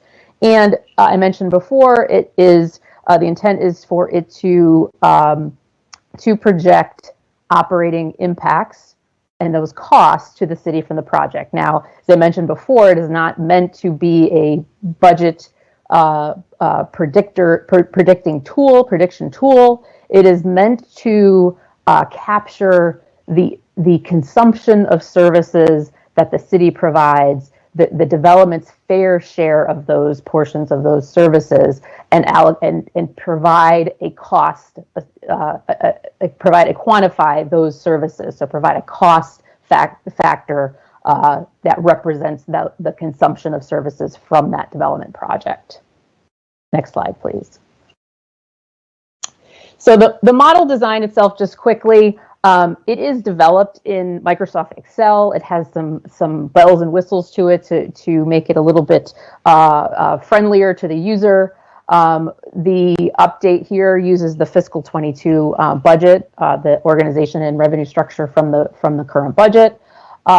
It is, like I said, it's in Excel, and it is transparent to the users. The data, assumptions, formulas are shown. It is not a black box like some other models that are out there in the world, but it is shown and readable if the user is interested in doing that. The model itself can analyze up to 3 scenarios at a time, and I'll explain how this is going to come into play with the update. And we should also note that enterprise funds are not included. This is really meant to model the variable revenues that the city has at its disposal: property tax, sales tax, and other fees, other one-time fees, and other ongoing fees and charges that are directly related back to growth and that are not set to necessarily cover the expenditures for which they're charged. Next slide, please. So the model update, some of the key features for this update, and I should note too, as Mr. Shields had mentioned, the model itself is really meant to be consistent from update to update, and these are a few of the, really the extent of the updates that we're making in the improvements, but they are we are making some small improvements to the model, but will still be a comparison, useful in a comparison back to the model that's been in existence to date. So I mentioned that the model has 3 scenarios to test and compare. So what we're doing with this version of the model is to integrate a standard or a default testing of a higher student generation rate and a lower student generation rate with among 3 scenarios. So you'll have those results embedded in the model for the average as scenario 1, and then 2 additional scenarios with a higher rate and a lower rate. We have, as the city has revenue structure or revenue generation has changed slightly in the city with the collection and the remittance of online retail sales tax that is integrated into the model, and so there is a portion of retail sales tax that now is allocated to residential development. We have the model has always had a minor element to it that's an economic impact module. Those results in that part of the model has not that does not get integrated into the fiscal. It has never been integrated into the fiscal impact results. It still will not be integrated into the fiscal impact results, but it is there and will be expanded slightly to allow for reporting out on economic impacts. And as I said before, economic impacts are what they'll show is the larger wealth generated in the community through household income, through additional spending, additional jobs that are spin-off, indirect and induced from from the direct jobs that were being generated by the development project itself. So this is sort of rounds out the picture from residential development, but again, this is separate from the fiscal impact results, which are the direct revenues and direct costs from the project itself. Next slide, please. Just a few visuals from the outputs from the model itself. This is a snapshot of some of the information that's generated from the model itself. This is the fiscal impact model, and I should note too that the numbers here are from a wholly hypothetical, rounded, just not a real project. It's totally hypothetical input for a development project. And next slide, please. And the next slide then shows the economic impact snapshot, which again is kept wholly separate from the fiscal impact results. And if we go to the next slide. I mentioned again about the 3 scenarios. So again, this is a visual of some of the outputs. What you're looking at here is the how we've labeled this scenario 1 is on the average student generation rates, the net fiscal impact from, again, this hypothetical project from scenario 1. Scenario 2 then is testing a lower student generation rate, which would then result in a higher surplus, a larger net fiscal impact, and the scenario 3 testing a higher student generation rate, which would then result in a lower net fiscal impact. So really the difference here is in the school operating expenditures. So again, this is now integrated and embedded as a default into the model. This can also be adjusted it can be adjusted with updates or in future with future improvements. Next slide, please. So just to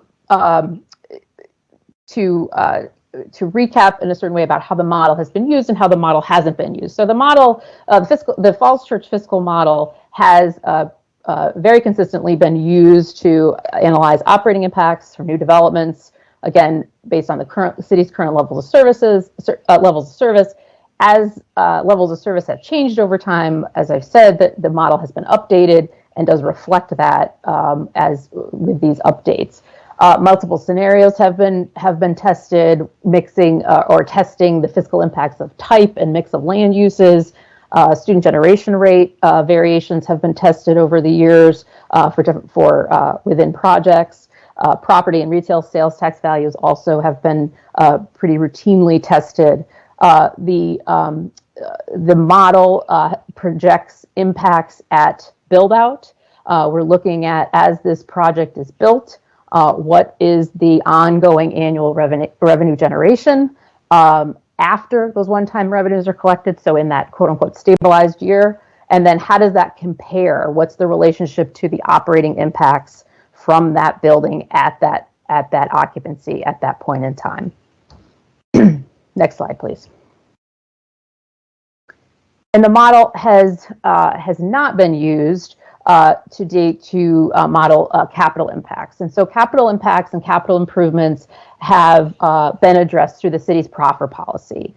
So those cash proffers, in-kind contributions for additional capital and capacity needs are negotiated separately and collected based on those based on the impacts from the projects. The model has not modified factors and variables over time within a development project. However, I should note that the model does allow, as I've mentioned before, the testing of changes to those variables, changes to student generation rates, changes to household sizes. So that does really get at the what if question. What if student generation rates are higher in year 5? What if they're lower? What if household sizes change, et cetera? So those things can be done with the model, and as I understand it, have been done over time. And next slide, please. The model, as I mentioned, continues to evolve. We've adjusted revenues. The revenue methodologies, again, there's significant changes in retail environment. online sales tax revenues being collected, so that is reflected in the model. As I mentioned, integrating that sensitivity testing for student generation rates. We have, again, expanded, updated the economic impact portion, but kept that separate. And then with each update, as conditions have changed, our land use assumptions, parameters have continually been updated and refined. And I should say, too, that the city has excellent data and excellent collection of data and excellent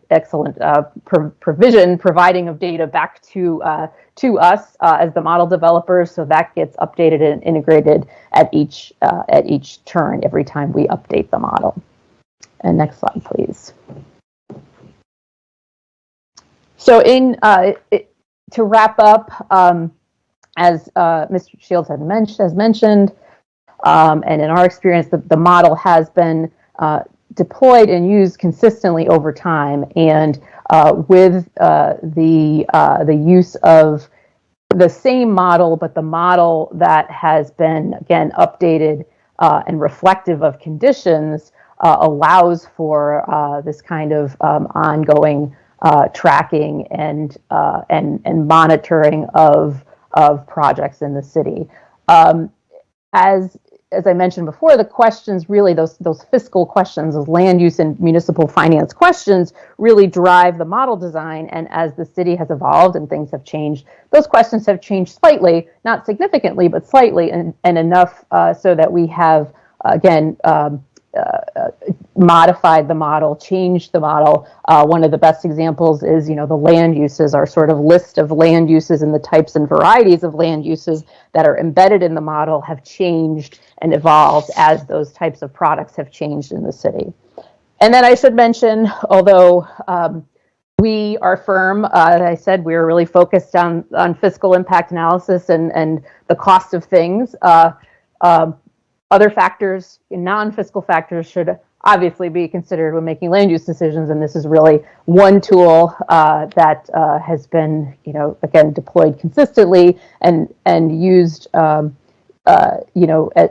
an important part of the overall matrix of criteria. However, other, fiscal factors that are not captured in this model are just as important to consider as in making land use decisions. So I thank you for your time and happy to answer questions. Go through. All right, thank you very much. We appreciate that very useful presentation and the model itself, which we're quite familiar with. And so we've got a few questions. I'm going to start on the end. Ms. Leon had her hand up, and we're going to get Mr. Snyder, if that's okay. Thank you, Mr. Mayor. Thank you so much. I think it's wonderful that we added the economic impact aspects to this, and I understand it's focused on roughly 3 metrics, right? Income, spending, and employment.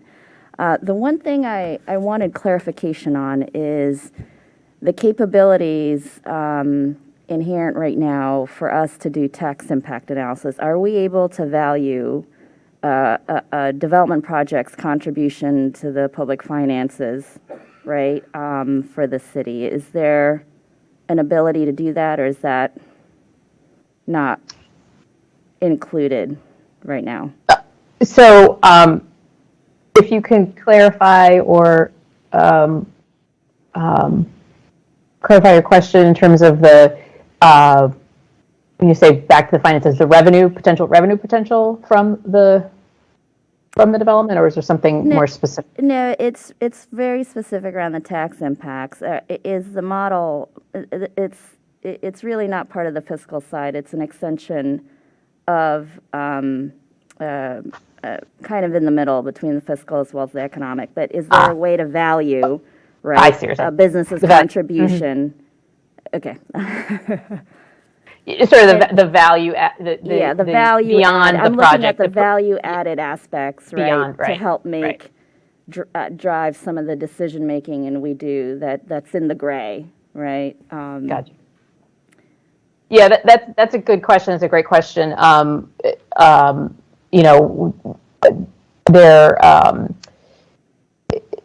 this has come up, in terms of value capture and sort of I don't want to say it's not induced, but the sort of the direct relationship between sort of, increase, just simply put, increase of valuation due to the activity, the what if certain projects hadn't happened, what would be the alternative, the parallel future, if that hadn't happened, if a development hadn't happened, what would happen in terms of valuations? That's quite challenging to do because you're not operating in a vacuum, so we can't hold that constant other than looking back in history, like looking back in in terms of percentage increase in valuation prior to, when a sort of different types of product, like I was saying, the products have changed in the city, the type of development has changed. So if you went back and said, well, we had a, just by way of example, a strip mall versus, a mixed use development, what was that sort of impact? But conditions, all the other economic conditions are different at that point in time. So it's really hard to isolate that specific event, and what you can attribute to that specific event, without muddying, without sort of, like you said, the gray area, like there's other things happening at the same time. Okay, I would love if there's food for thought in terms of what types of things we can consider in 22 or 23 and beyond in terms of models. I think we're very interested in looking at development projects from an environmental impact perspective, and if there's any consideration to tweaking that model to be able to include more tangible aspects or metrics of what our development projects do on the environmental side, I think that would be another a great idea. Mr. Snyder? Sure. So I don't know whether this is a question for the model or our use of the model, but so I assume that when you do a revenue projection, that it assumes 100% occupancy, 100% functioning of the commercial, and 100% occupancy of the residential units. So what if, and in fact the history here is quite different from that. Sometimes the commercial spaces are not occupied for months or years, and sometimes they're never occupied. So does your model capture the reality as opposed to the theoretical numbers? And does your model capture that as it's currently being used and as you've been asked to put the model together?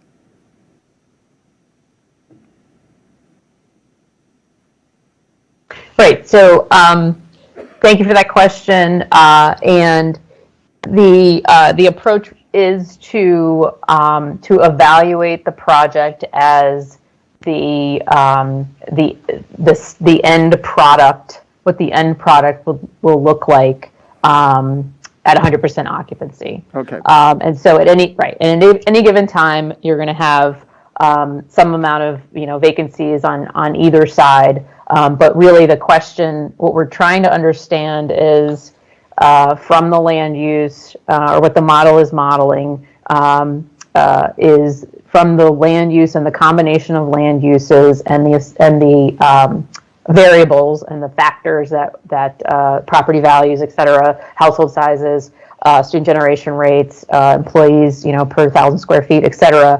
What is that relationship between the revenues that are generated from that land use and the costs at the same time? So those are happening at that occupancy as well. So we're accounting for both the revenue side of it and the costs as well. Yeah, but what you're not accounting for is that not all these things may be occupied on the day that you're providing the projection. So I wanted to establish that. So the reality is that the real fiscal returns may be quite different than the modeled best case analysis, which would be full occupancy. The second issue I have is how about projecting the value and the returns over time? For example, apartment rents usually go down over time. Service costs usually go up. Are we getting reports about, and is the model capable of giving us reports about the performance of a given property over time vis-a-vis its projections for full occupancy on day 2 or year 2 or wherever the basis is. Right. So I mentioned in the presentation, if the question, so the model's not been developed to answer that question. And so if that were the question at the starting point, the model, there would be a different modeling approach and set of parameters, factors, adjustments as years go by.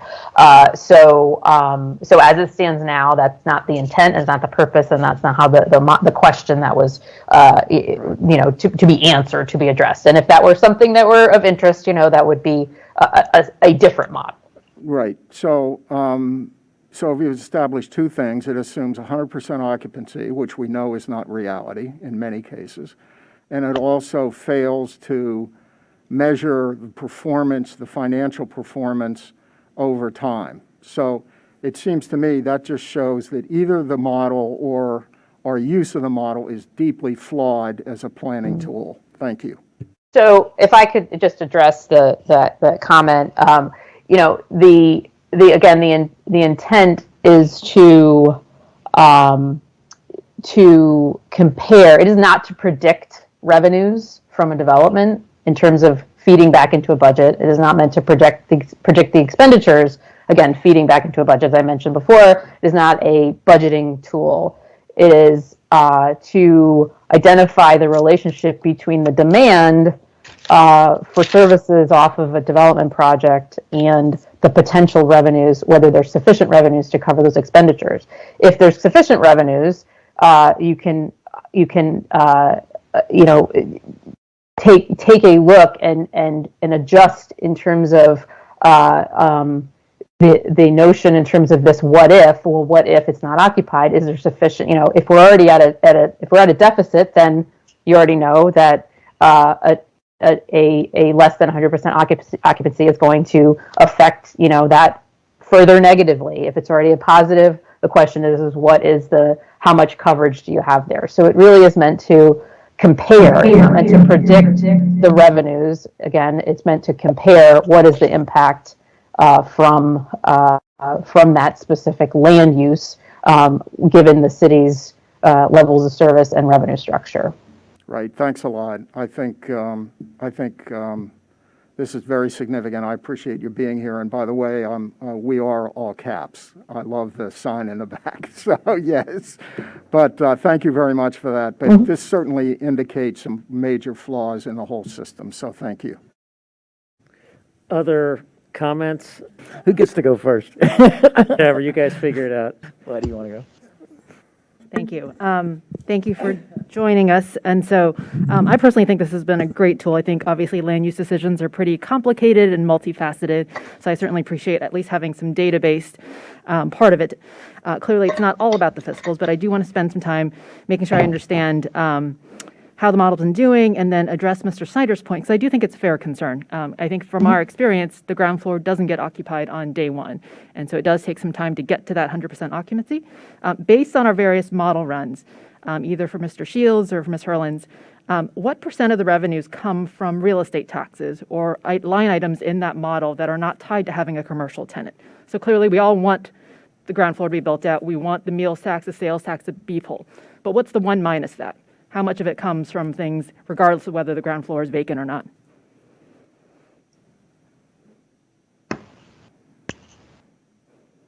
So, and I can defer back to staff, which and not having this question ahead of time, but this is something, we certainly could get back to you in terms of the percentage split and distribution of revenues from either a specific project or, from a specific project will probably be the... And I think the answer is, depends on the project. Some projects have a larger commercial component, and so then the commercial component is going to be more significant.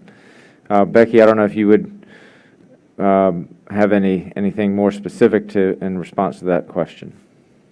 Well, I would just mention that we're investigating the real estate aspect of when the contributions are made. We're exploring that with the assessor, so we hope to have a little more information on that soon in terms of how quickly we capture that real estate value, whether it's vacant or not. I believe that there's a significant amount of it that day one. We start receiving as soon as it's entitled in terms of increased value, but we hope to have some more information available on that soon. Yeah, I think that would just be important to make sure we're all on the same page, because again, clearly we all want the ground floor to be built out. We want it to be vibrant. We want it to meet the expectations that we were told when we approved it.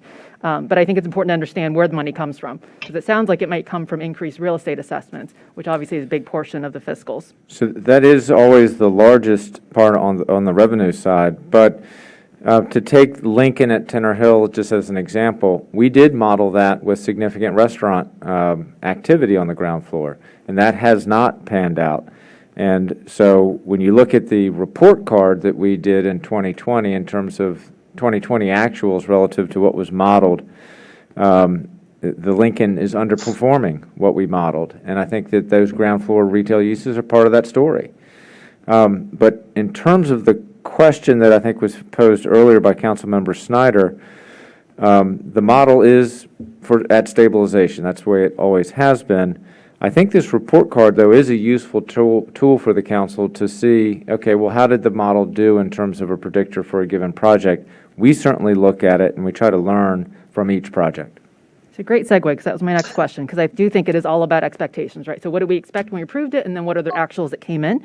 And so when I looked at the 8 projects, I see 4 where we exceeded expectations, 1 where we didn't have data, the Broadway, I think, didn't have the fiscal impact model, and then 3 that underperformed, Pearson, Northgate, and then Lincoln. I think I understand the situation at Pearson. I think the expenditures were higher than what we expected. Lincoln, it sounds like it's a revenue issue, potentially. What about Northgate? Do we know what the root cause of that is? If I might, I would need to go back and look more closely, but I believe much of that has to do with the underperforming types of commercial that is in that building. That's one of the lessons we've learned from the model over time, is that it's important to get commitments on whether we're going to get retail sales uses in the ground floor of the buildings or retail service uses. And that was something we, like I say, have learned over time. In addition, in the Northgate project, there are more pupils than we predicted. About 50% of the units in Northgate are 2-bedroom or greater, where the projects we're delivering now are no more than 30% 2 bedrooms or greater. So there are a lot of variables with these projects, as Wyatt mentioned, things that we have learned over time to predict better. The variables also being the amount of commercials that's in the ground floor of the buildings, the type of commercial. I mean, they're all important to the results that we're seeing achieved. So in some cases, as you've mentioned, we've overestimated. In some cases, we've underestimated. I think there's probably a good answer for why that has happened in all those cases. Great, thank you. It sounds like we are learning. My last question is thinking about fiscal impact in the out years. So I know that some of our older projects, like the Broadway and the Byron, are kind of coming up on 15, 20 years now. Do we see changes in fiscal performance over time? So as projects get older, do we see expenditures going up and real estate values going down, or do things pretty steady so far based on the data that we have?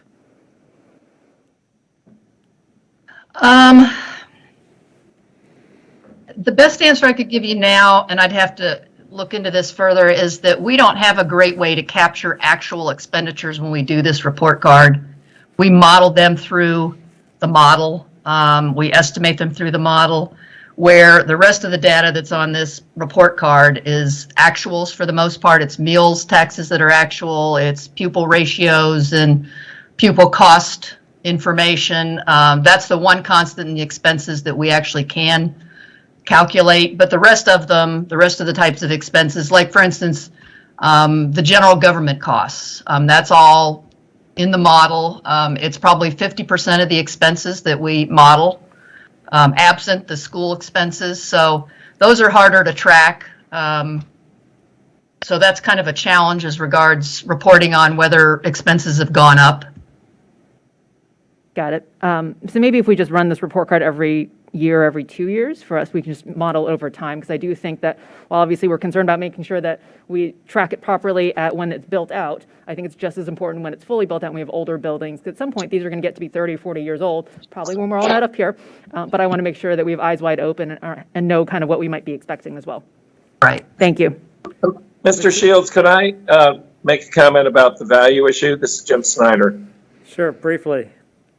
The Lincoln and Tinner Hill project, I think it's important to remember what properties were, how they were developed, and what they were worth, and what they're worth when they're developed. That property was worth, I believe, about $6 million, was redeveloped, and it sold for $79 million. If you look at the value of the apartments and the retail, when they're built out, they're probably, in excess of $300 a square foot. The more square footage you have, that's where more of the real estate value is. So I think more of the real estate value is going to be in the residential units themselves. The retail makes them more valuable, and of course, the two together provide customers and activity that we need in our downtown. But if you look at all the various properties that have been redeveloped, the value of them undeveloped, which could have continued on for years, is a very low number. And so I think it's important to remember that you're gaining the real estate taxes and the activity on these properties for a long time. If they were not redeveloped, you'd have the steady state and maybe decline of what's there present, what was there to begin with. So just think about the leverage and the difference between 79 million and 6 million, and the economic activity associated with that. All right, Mr. Duncan? Thank you. That's helpful, Jim. Thanks for, we very quickly forget, the presence of the gas station and the fortune teller and what that was doing for our city compared to a project like Founders Row. And it's helpful to try to, hasn't been that long ago that much of Falls Church was not what it appears to be today. Thanks for everyone's efforts to perfect the model and use it as a tool for our decision making. I wanted to ask Becky just quickly, what's the general residential occupancy rate in most of the buildings that we're focused on here in this discussion? Are we year in and year out running in the, 70s, 80s? What's the occupancy rate of apartment buildings in the city? I won't say we check that per se, but usually when we have any kind of conversation with property management, we do ask that question. And I think it's fair to say that, they all achieve 80% or better in the way of residential occupancy. They maintain that.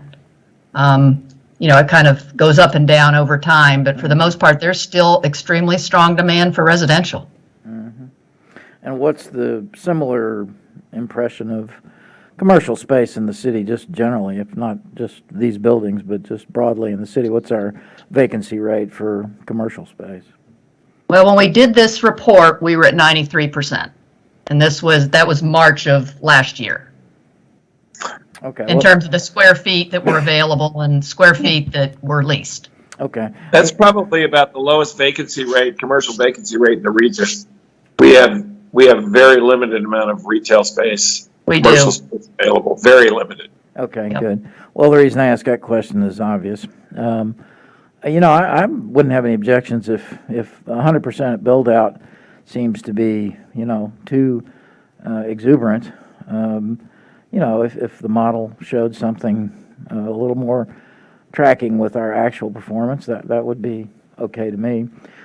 Speaking of what you said about our data collection being good over time, I'd like to just focus my last question on the student generation numbers. I'm continue to be curious now that we have almost 2 decades of experience with these newer buildings, mixed use, being built and filling up, and the pupils that they do generate over time.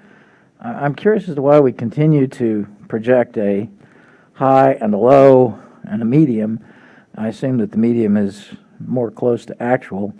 I mean, is there some point where we feel like we'll have grown up enough that we can trust this extremely detailed chart that we expend a tremendous amount of effort to collect every school year, which shows exactly how many students are generated by a variety of different types of buildings?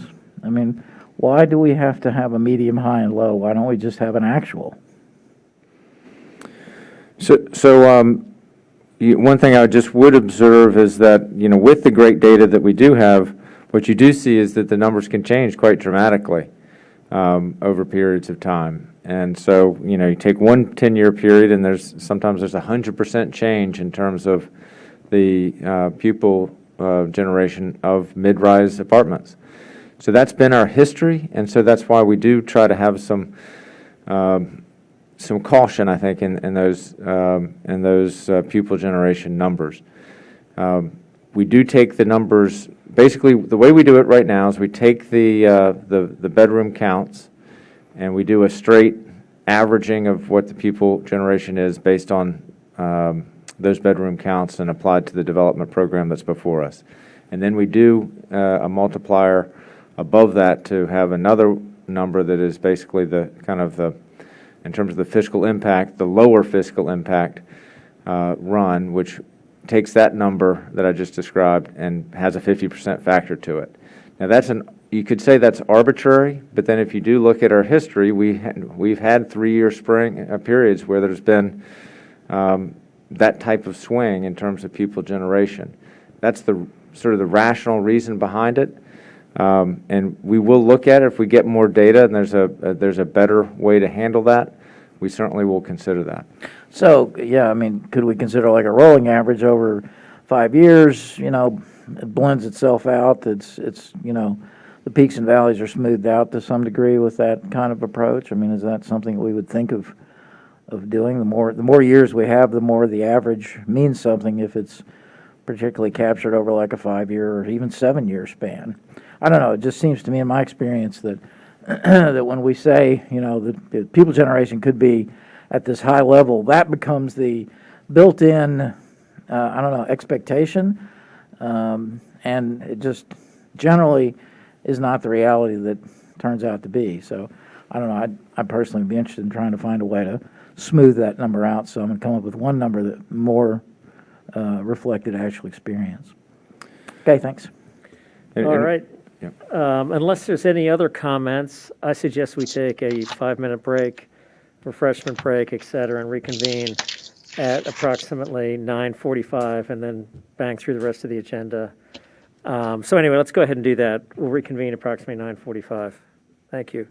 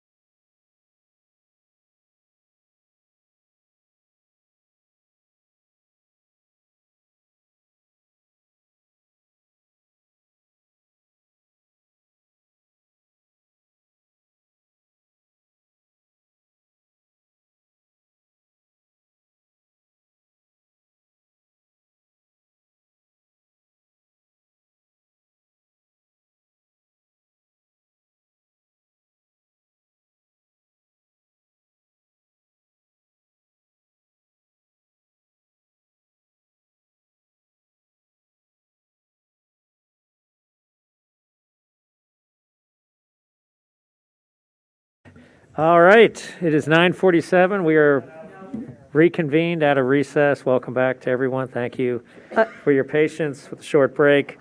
We are now finally on to business on the agenda at 9:48. So maybe we can increase the pace here and try to get out of here at a reasonable hour. So, okay, then briefly tell us about the leaf, Wyatt, and then we'll go to business on the agenda. Okay, well, thank you. So finishing up the city manager's report then, a report on leaf pickup. And so first of all, we just want to acknowledge that this is the latest I think any of us have ever seen for leaf pickup. And we do regret the inconvenience that's causing residents of the city. The plan going forward is we're looking for a warm weather window. We will go and when the leaf piles have thawed out, we will go through with a final sweep of the entire city, get every street, and get all the leaves picked up.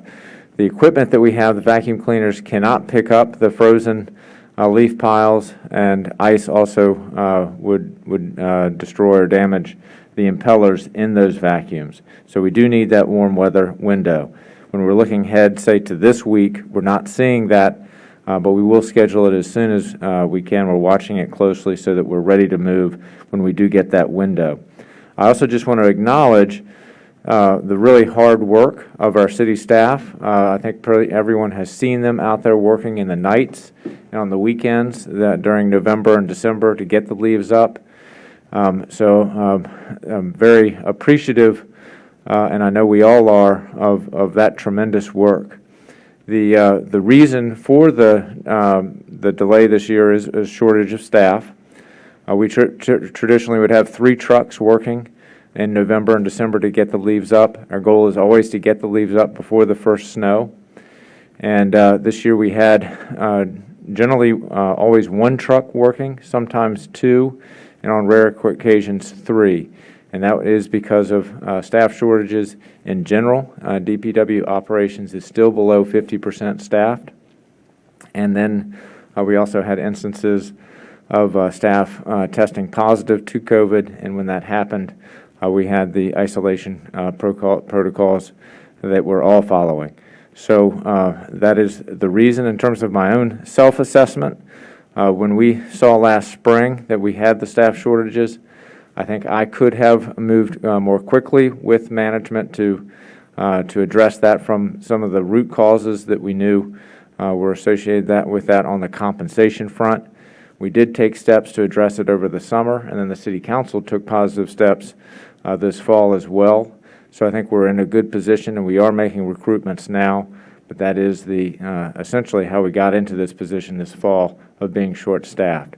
And then the last thing I will note is the staff did ask for and council funded 2 very important pieces of equipment, and these are the versatile trucks, the chassis that will allow us to put in new vacuums, and I think those will be more efficient next year, and those will be a great aid to staff in getting the leaves up next fall. So we've already put those orders in and appreciate the council's appropriation of dollars for that very necessary expenditure. I'd be happy to answer any questions. All right. Well, thank you much. We appreciate the explanation. Let's go on to business on the agenda. Madam Clerk. Yes, we have a public hearing and second reading on TO 22-01, ordinance to amend ordinance 2038 regarding the budget of expenditures and revenues, appropriating funds for fiscal year 2022 for the Affordable Housing Fund. All right. We have a ordinance regarding the budget. Ms. Conley, is there anything you wanted to say? I make the following statement before City Council's discussion of TO 22-01, an amendment to the FY 2022 General Fund budget. I am an employee of the Falls Church City School Board and a member of a group of 3 or more persons who may be affected by this matter. I can participate in it fairly, objectively, and in the public interest. All right. I have one, too. I make the following statement before City Council's consideration of TO 22-01, an amendment to the FY 2022 budget. My wife's an employee of the Falls Church City School Board, and therefore I'm a member of a group of 3 or more persons who may be affected by this matter. I can, however, participate in it fairly, objectively, and in the public interest. So, Mr. Shields, is this Ms. Bawa? Who is this that's going to speak to this tonight? This is Ms. Bawa. All right. Ms. Bawa. Good evening, Mayor Tarter and members of the council. So we have for you the second reading of this ordinance, which requests appropriation of two Amazon grants for affordable housing programs, and which is 7.5 million of 500,000 in matching grant funds for that. And the last action in here is a transfer to the Economic Development Authority for the purchase of the Virginia Village Quadplex, and that is in the amount of 900,000.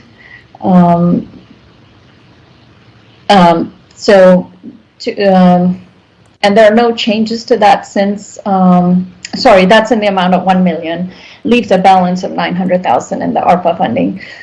So there are no changes since the first reading on January 10th, and I will stop here unless there are any questions. All right. And if there are any questions, you're not going to stop there. So I'm trying to figure out. So are there any questions for Ms. Pawa? Yes, Ms. Hardy. So on lines 21 and 28, it says there's going to be a separate resolution that's going to be brought to us tonight, and I don't think it's on for tonight. Is that really about both programs that we're going to reschedule for a different meeting?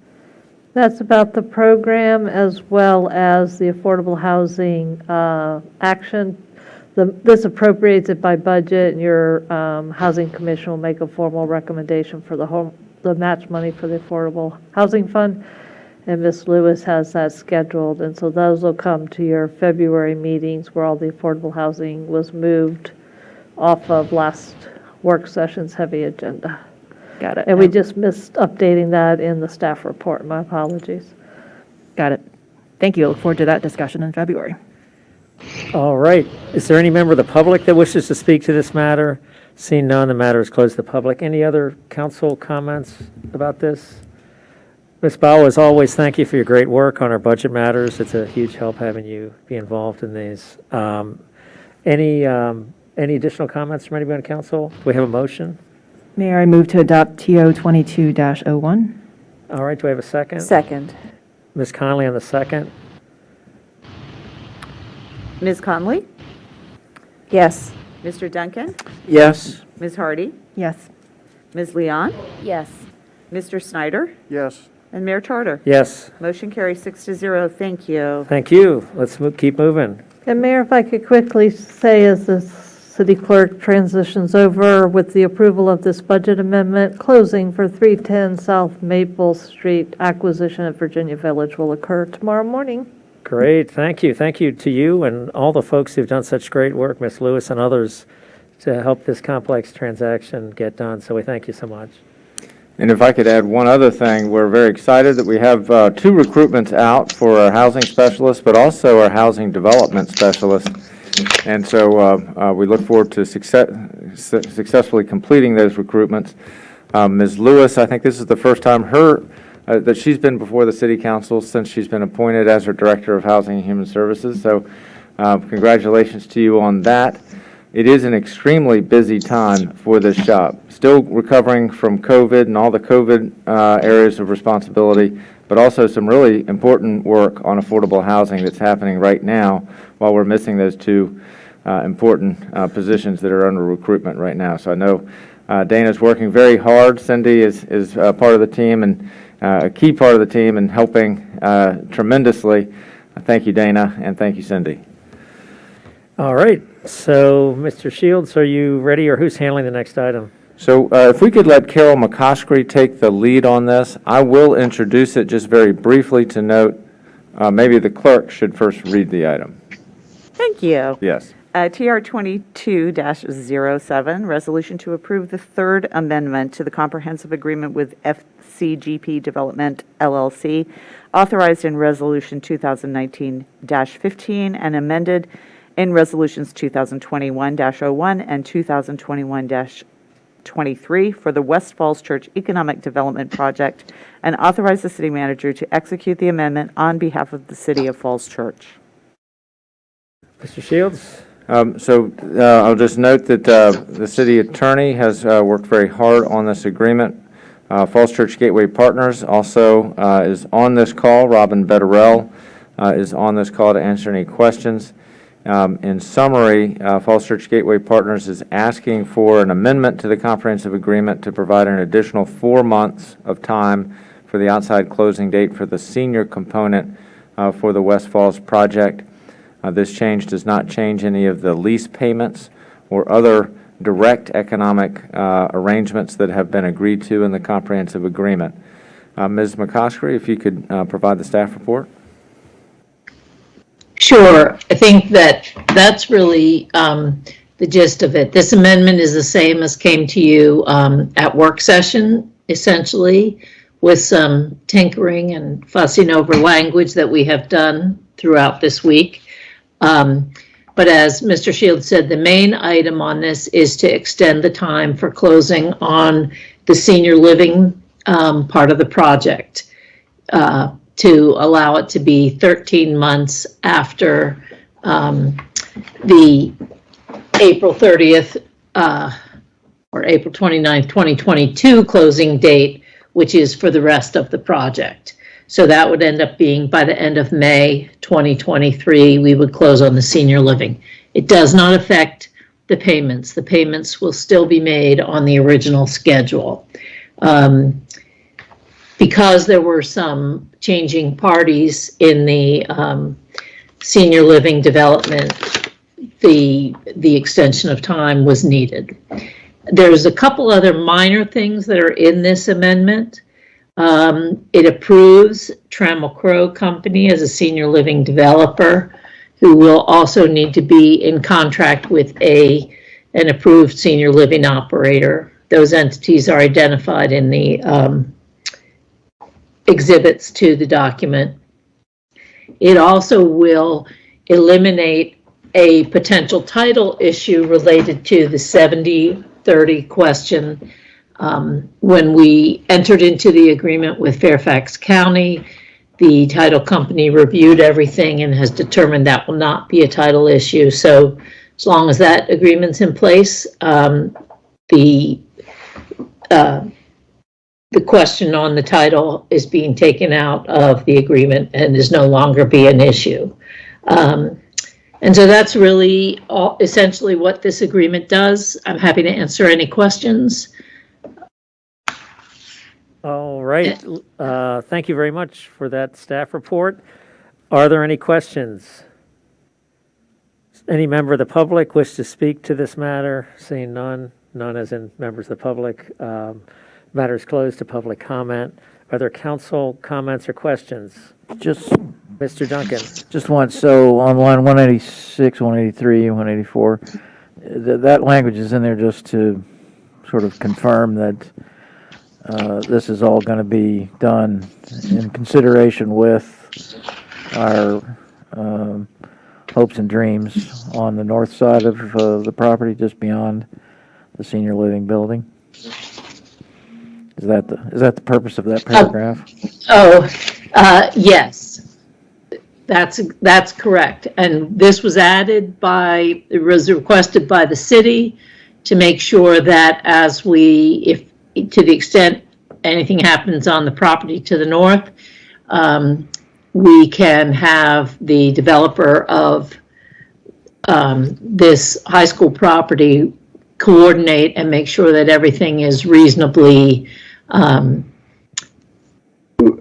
the parties reasonably work together for things like there will be utilities, there will be the road, and so the city will be working to make sure that all goes together. I think the report that's up here may be the original report, and there have been some slight amendments to that wording, but they don't really affect anything. Okay, good. Good language to have in there. All right, thank you. Any other comments, questions? If not, a motion? Mr. Mayor, move to adopt TR 22-07. Do we have a second? Second. Ms. Leon in the second. Madam Clerk? Ms. Conley? Yes. Mr. Duncan? Yes. Ms. Hardy? Yes. Ms. Leon? Yes. Mr. Snyder? Yes. Mayor Tarter? Yes. Motion carries 6-0. Thank you. All right, thank you. Let's move on to the consent items. Mr. Shields? Do you want me to read through the consent items? Or? I guess normally you'd sort of do a quick summary, but we don't need to do that unless people want that.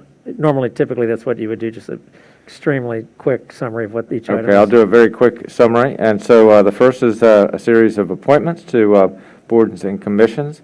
The second item on consent is the appointment of city council members to council committees and also to regional boards and commissions. And the third item is a resolution to endorse the city's 2023 through 2028 application for RSTP, Regional Surface Transportation Program funds, and that is for pedestrian improvements in the city in the year in the out year of that program in 2027/28. And then the fourth is the resolution to authorize the City of Falls Church fiscal year 2023 application for I-66 commuter choice funds, which would be geared towards operating support for the bike share program. All right, thank you. Does anyone like to make a motion regarding the consent agenda? Mayor, I move the consent agenda. Second. We have a motion and a second. Madam Clerk? Ms. Conley? Yes. Mr. Duncan? Yes. Ms. Hardy? Yes. Ms. Leon? Yes. Mr. Snyder? Yes. And Mayor Tarter? Yes. Motion carries 6-0. Thank you. All right, let's keep moving. Any business not on the agenda? Standing regional committee reports, Mr. Snyder? Thanks, Mr. Mayor. Coming out of the legislative committee is an interest in having the City of Falls Church join a coalition of high-growth communities in exchanging information, providing research, and advice on the best way to pursue the interests of those communities as well as the Commonwealth. Cindy, can you provide a little bit more background? Apparently the cost is $1,000 a year, is it? Yeah, the membership would be $1,000 a year. It's a coalition of the high-growth communities that have similar interests to the City of Falls Church. They do work during the General Assembly session to track legislation and help educate and do outreach around key issues that we might want to support or oppose in terms of legislation.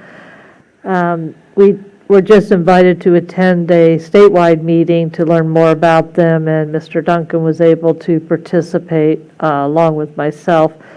And so the committee's recommendation is to join because of the ability to leverage additional legislative outreach down in Richmond on similar issues that we care about here in the city. And they formed in 1988 and I guess have a good outreach and coordination and coalition effort. And so once we shared the information with the committee, that was the recommendation. Wanted to bring it to council this evening for some consensus, and if so, then I will work with the city manager and CFO to identify the $1,000 for what is an annual membership. All right, recommendations. Mr. Snyder, Mr. Duncan, any recommendations? I support the suggestion. Just going forward, make sure it's included in the normal budget year in and year out. I think if we have good experience with it, we'd want to keep it in there and not have to scrounge around for $1,000 every year. Mr. Snyder? Right, and I would just say with the number of interests that we have in Richmond in combination. Cindy, can you give us some other jurisdictions that are members of this? Sure. There are quite a few around Richmond, and then the Tidewater, City of Williamsburg down. It sort of follows the crescent of the urban higher density. In Northern Virginia, we have City of Fairfax, Manassas City, Arlington, and Alexandria are currently looking at joining, as we are as well. Okay. So you see it's a group of jurisdictions with very similar interests. So it seems to me a good thing to do. Do we need a formal action at this point, or just consensus of the council, or how do you want to proceed? Carol McCroskey, City Attorney.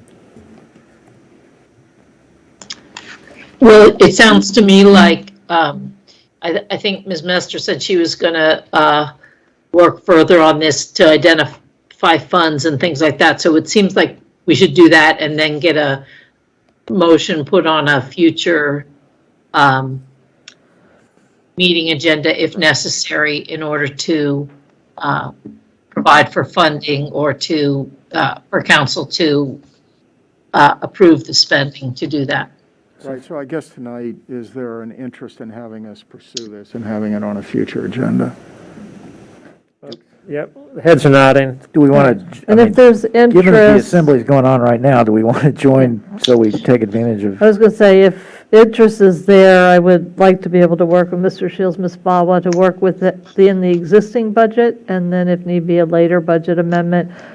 If we're going to take advantage of it this year, we need to do it now, as Mr. Duncan indicated, because General Assembly is moving fast. It's $1,000, so from a procurement standpoint, it's a low issue, but it would be needing to be within an existing appropriation, and then I defer back to the city attorney. And I suppose then the thing to do would be simply that to authorize the city manager to pursue membership in the Coalition of High Growth Communities. And the finances can be worked out by staff, but that way they have the direction that council wants to be a member of that group. Sure. So that would be a motion. Right. Madam City Attorney, I think, because this wasn't on the agenda and whatever, I think there's an interest on the city council. I think you can communicate that, but I think the city attorney originally said we really ought to put this on an agenda, a future agenda for the formal action. So I'm sort of leaning in that direction. Cindy, I hope that doesn't cause too much of an issue. I think that will be workable with the coalition. In fact, I received an email today, so I think they've kept me on the distribution since. Yeah, you could say we talked about it tonight, and Yep. we'll start the process to take a formal action. And there'll be an opportunity for public exposure and comment as well. So, good. Thank you very much. Thanks, members of council. All right, other council comments, requests? EDC will meet Thursday at 1 o'clock to welcome Ms. Sean Hiscott, although I hope she's still on vacation when we have our meeting. At any rate, 1 o'clock Thursday. Other council requests, comments? All right, how about the minutes, Phil? Well, as you may recall, that meeting of December 13th went on for a while, and I've only gotten to line 600 of the 963. I guess I would ask for council's approval of the minutes to line 600 or pending my completion of reading through it carefully and clearing up any typographical issues with the clerk. What I've read so far seems fine. So should we do that or just wait till you finish and then just approve them? Up to you all. City clerk's nodding her head. What does that mean? I vote we approve them, All right. pending any slight typographical changes. I did review them and didn't see any big problems, but All Mr. right, Duncan thank has you. more of an eagle eye than I. Was that a motion? We do have a motion. I move that we approve pending any small typographical changes. All right, do we have a second? Second. Mr. Duncan on the second, Madam Clerk. We're just going to do this Want in to a do a voice vote. vote? Yeah, all right. All in favor? Say Aye. Aye. Opposed, abstentions, the ayes have it. Thank you. Is there anything else you want to talk about tonight before we adjourn? So our retreat vision session, whatever we call it, is next Monday. Yes? We're having a mayor's meeting, yes, Wednesday.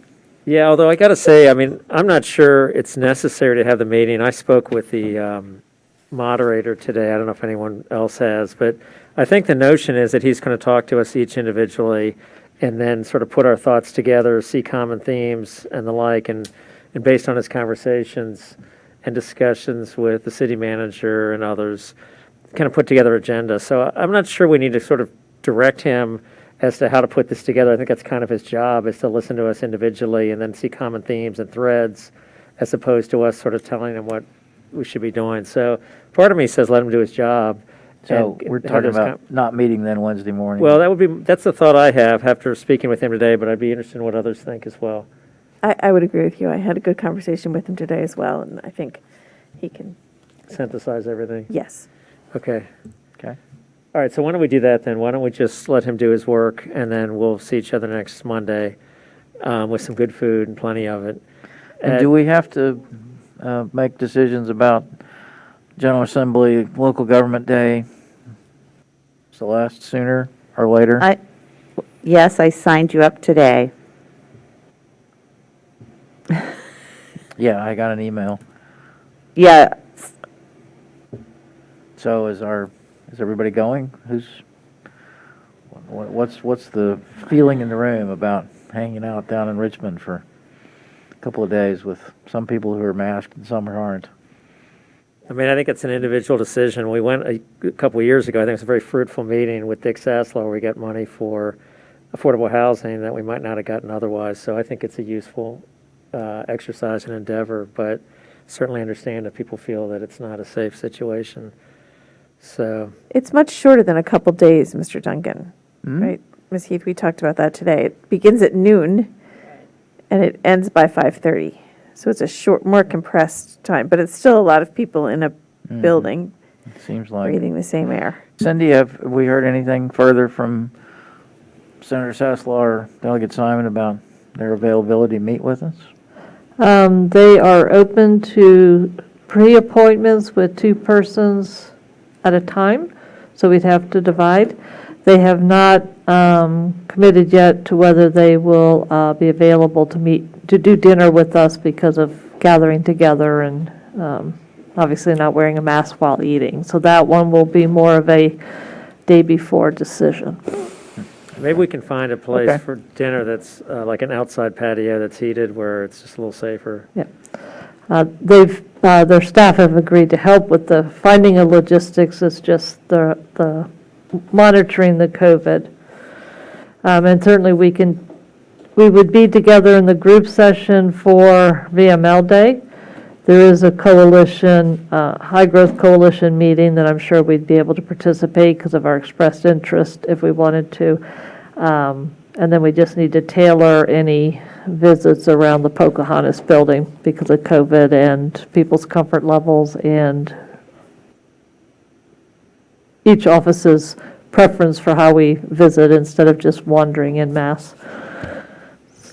Okay, well, I guess I would just say, again, for anyone who wants to come, I think it's certainly in the past has been a useful endeavor for the city. There's certainly more constraints this year and more safety issues, but I think all are welcome and can, And if work. individual council members would let me know your interest in which function and comfort level, then we can kind of tailor it. If you just want to do the VML, just VML and coalition, you're open to dinner or not, and then also comfort level for wandering the Pocahontas building that I could try to tailor and get some appointments set. We can, individualize it for the 7 council members if all 7 of you are going. All right. Anything else on that or other matters people want to discuss? Or should we call it a night? Okay, All right. move to- All right. We're adjourned. Good evening. Thank you, council. Good night, everyone.